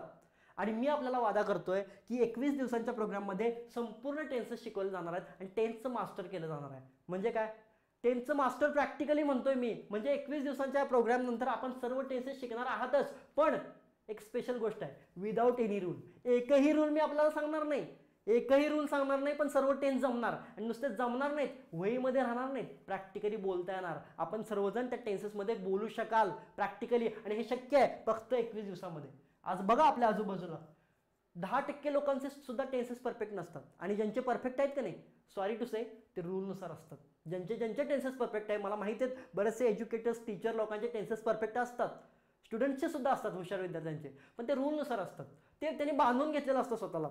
Subject plus verb plus object, त्याच्या बाहेर नाही आहे. आणि मग ते प्रॅक्टिकली बोलता येत नाही आहे. त्यामुळं प्रॅक्टिकल टेन्सचा यूज झाला पाहिजे. जो टेन्स शिकलोय विदाउट एनी रूल वापरता आला पाहिजे. हे सगळं होणार आहे. आणि टेन्सचे मास्टर असलेले, प्रॅक्टिकल असलेले महाराष्ट्रामध्ये तर 1%हून कमी लोक आहेत. मी म्हणत नाही 10%, 20%. 1%हून कमी लोकांना फक्त टेन्सेस जमतात आणि ते प्रॅक्टिकली यूज करता येतात. ज्यांना जमतात ते फक्त डोक्यातच राहतात, वहीमध्येच राहतात रूलनुसार. पण प्रॅक्टिकली येणारे खूप कमी आहेत. आणि आपण जर टेन्सचं मास्टर झालात तर किती चमत्कार होईल, किती चमत्कार होईल. आपण त्या 1% मध्ये आल, आपण VIP व्हाल, आपण एक्स्ट्रा ऑर्डिनरी व्हाल. आपल्या आजूबाजूला कोणीच नसेल तुमच्यासारखा मास्टर टेन्समधला. 21 दिवसामध्ये फक्त मास्टरची वाट बघायची गरजच नाही. आणि असं कुठं होतं सांगा? असं कुठं होतं? या 3 गोष्टी कुठं होतात? मी फक्त 21 दिवस म्हणतोय, काही नाही पटणार नाही, जोक वाटेल. जे आयुष्यामध्ये शक्य झालं नाही, किंवा विद्यार्थ्यांना 12वीला जातात, 13वीला जातात, करिअर संपतं तरी इंग्लिशमध्ये इम्प्रूव्ह होत नाही, जे आयुष्यामध्ये शक्य झालं नाही ते 21 दिवसामध्ये मी पॉसिबल करून दाखवतोय. आणि पॉसिबल आहे का? हो, यस आहे. का एवढं शक्य आहे 21 दिवसामध्ये? तर चष्मा. आपण फक्त अवघड चष्मा लावलेला आहे. अप्रोच. पिवळा चष्मा लावला तर जग पिवळं दिसणार आहे, हिरवं लावलं तर हिरवं दिसणार आहे. आपण अवघड इंग्लिश अवघड आहे, हा चष्मा लावलाय तो फेकून द्यायचा आहे आणि एक स्मार्ट चष्मा घालायचा आहे. इंग्लिश सोपं आहे, इंग्लिश इझी आहे, इंग्लिश एक लँग्वेज आहे, इंग्लिश म्हणजे सक्सेस आहे, इंग्लिश म्हणजे GPA अप्रोच आहे. हे आपल्याला, हा चष्मा आपल्याला घालायचा आहे. आणि त्यामुळे या 3ही गोष्टी शक्य आहेत. टेन्समध्ये आत्तापर्यंत आपल्याला टेन्स कळालं नसेल, टेन्स काय समजलंच नसेल, 21 दिवसांच्या टेन्सचे मास्टर व्हाल. सर्व टेन्समध्ये आपल्याला बोलता येईल, कम्युनिकेशन करता येईल विदाउट एनी रूल, काहीही लिहून न घेता. हे माझं आपल्याला प्रॉमिस आहे. किती मोठं गिफ्ट आहे. आपल्याला वाटलं असेल गिफ्ट म्हणजे काहीतरी वस्तू वगैरे मिळेल, तर तसं काही नाही आहे. वस्तू वगैरे काही नाही, पण हे गिफ्ट्स आहेत आणि खूप मोठे आहेत. अपने आप में खूप बडे गिफ्ट्स आहेत.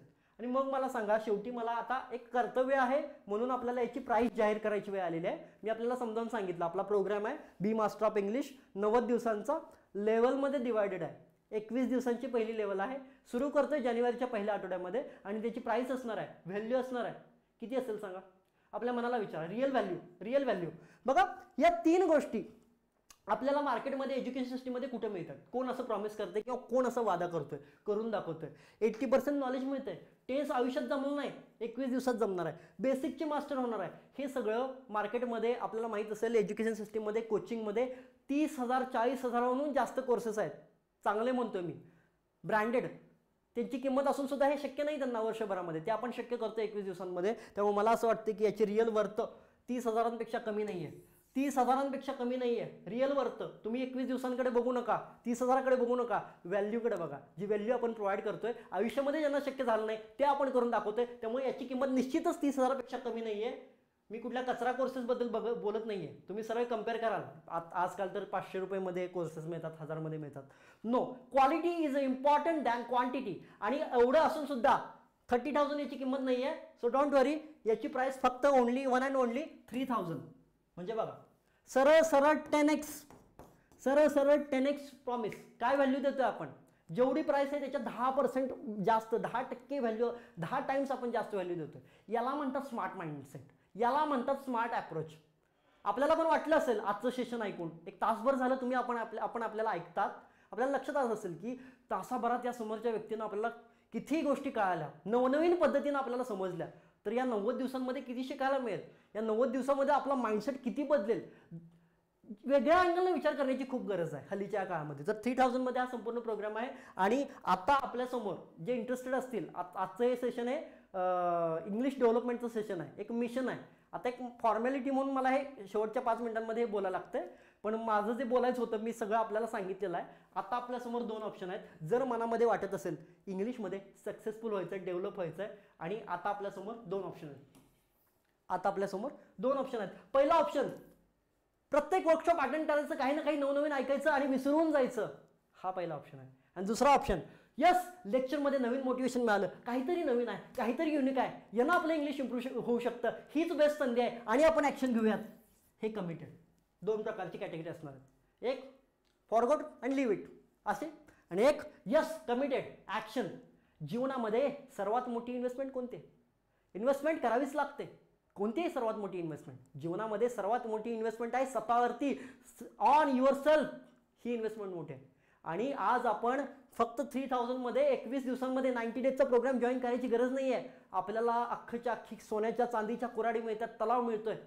तर आपण डेडिकेटेड असाल तर डिसिजन घेऊ शकता, otherwise forget and leave it. At last एवढंच सांगेन, आपण शेवटपर्यंत थांबलात, काहीतरी आपल्याला नवीन वाटलं, युनिकनेस वाटला, व्हॅल्यू वाटली. आणि आता मला आव्हान आहे, आपल्याला आव्हान करायचं आहे की आपल्याला महाराष्ट्र एक मिशन आहे, या मिशनमध्ये जास्तीत जास्त लोकांनी माझं साथ द्यायची आहे, मला एक आत्मविश्वास द्यायचा, एक प्रेरणा द्यायची आहे. मी आपल्याला आव्हान करतो की आपल्या मिशनमध्ये, आपल्या या मोहिमेमध्ये आपल्याला तुमची सर्वांची साथ हवी आहे. साथ कशी हवी हे सांगतो. ह्या सेशनला आपण आलात, आपण सेशन अटेंड केलं, आपण काही डिसिजन घ्याल, डझंट मॅटर. पण महत्त्वाचा मुद्दा की येत्या 4-5 दिवसांमध्ये आपण बेसिक प्रोग्राम लॉन्च करतोय. ही माहिती आपल्याला जास्तीत जास्त लोकांपर्यंत शेअर करायची, स्प्रेड करायचे, जेणेकरून एक व्हॅल्यू आपण दुसऱ्यांना देऊ शकू. आणि किती महत्त्वाचं काम आहे, मोलाचं काम आहे की आपण ही व्हॅल्यू जास्तीत जास्त लोकांपर्यंत शेअर करतोय. म्हणजेच काय करतोय, आपण एखाद्या विद्यार्थ्याला, एखाद्या स्टुडंटला, एखाद्या पर्सनला एका ट्रॅकवरती आणतोय, त्याला मास्टर करतोय. आणि गरजेचं आहे, किती मोठं पुण्य आपण करतोय. त्यामुळे माझं जाहीर आव्हान आहे आपल्या सर्व लोकांना की आपण हा सेशन अटेंड केलात, आपल्याला काहीतरी व्हॅल्यू मिळाली असेल, आणि हीच व्हॅल्यू इतरांना मिळावीत, स्टुडंटना मिळावीत, पर्सनना मिळावीत, यासाठी आपण हे जास्तीत जास्त शेअर करायचं आहे. आणि असे जे वर्कशॉप जे मी आज कंडक्ट केलं, तसे वर्कशॉप आज आपण आणखी 2-3 दिवस राबवणार आहोत. अजून 2-3 वर्कशॉप आपले होणार आहेत 90 मिनिटचे. त्यामुळे आपण जास्तीत जास्त हे शेअर करावं अशी माझी इच्छा आहे.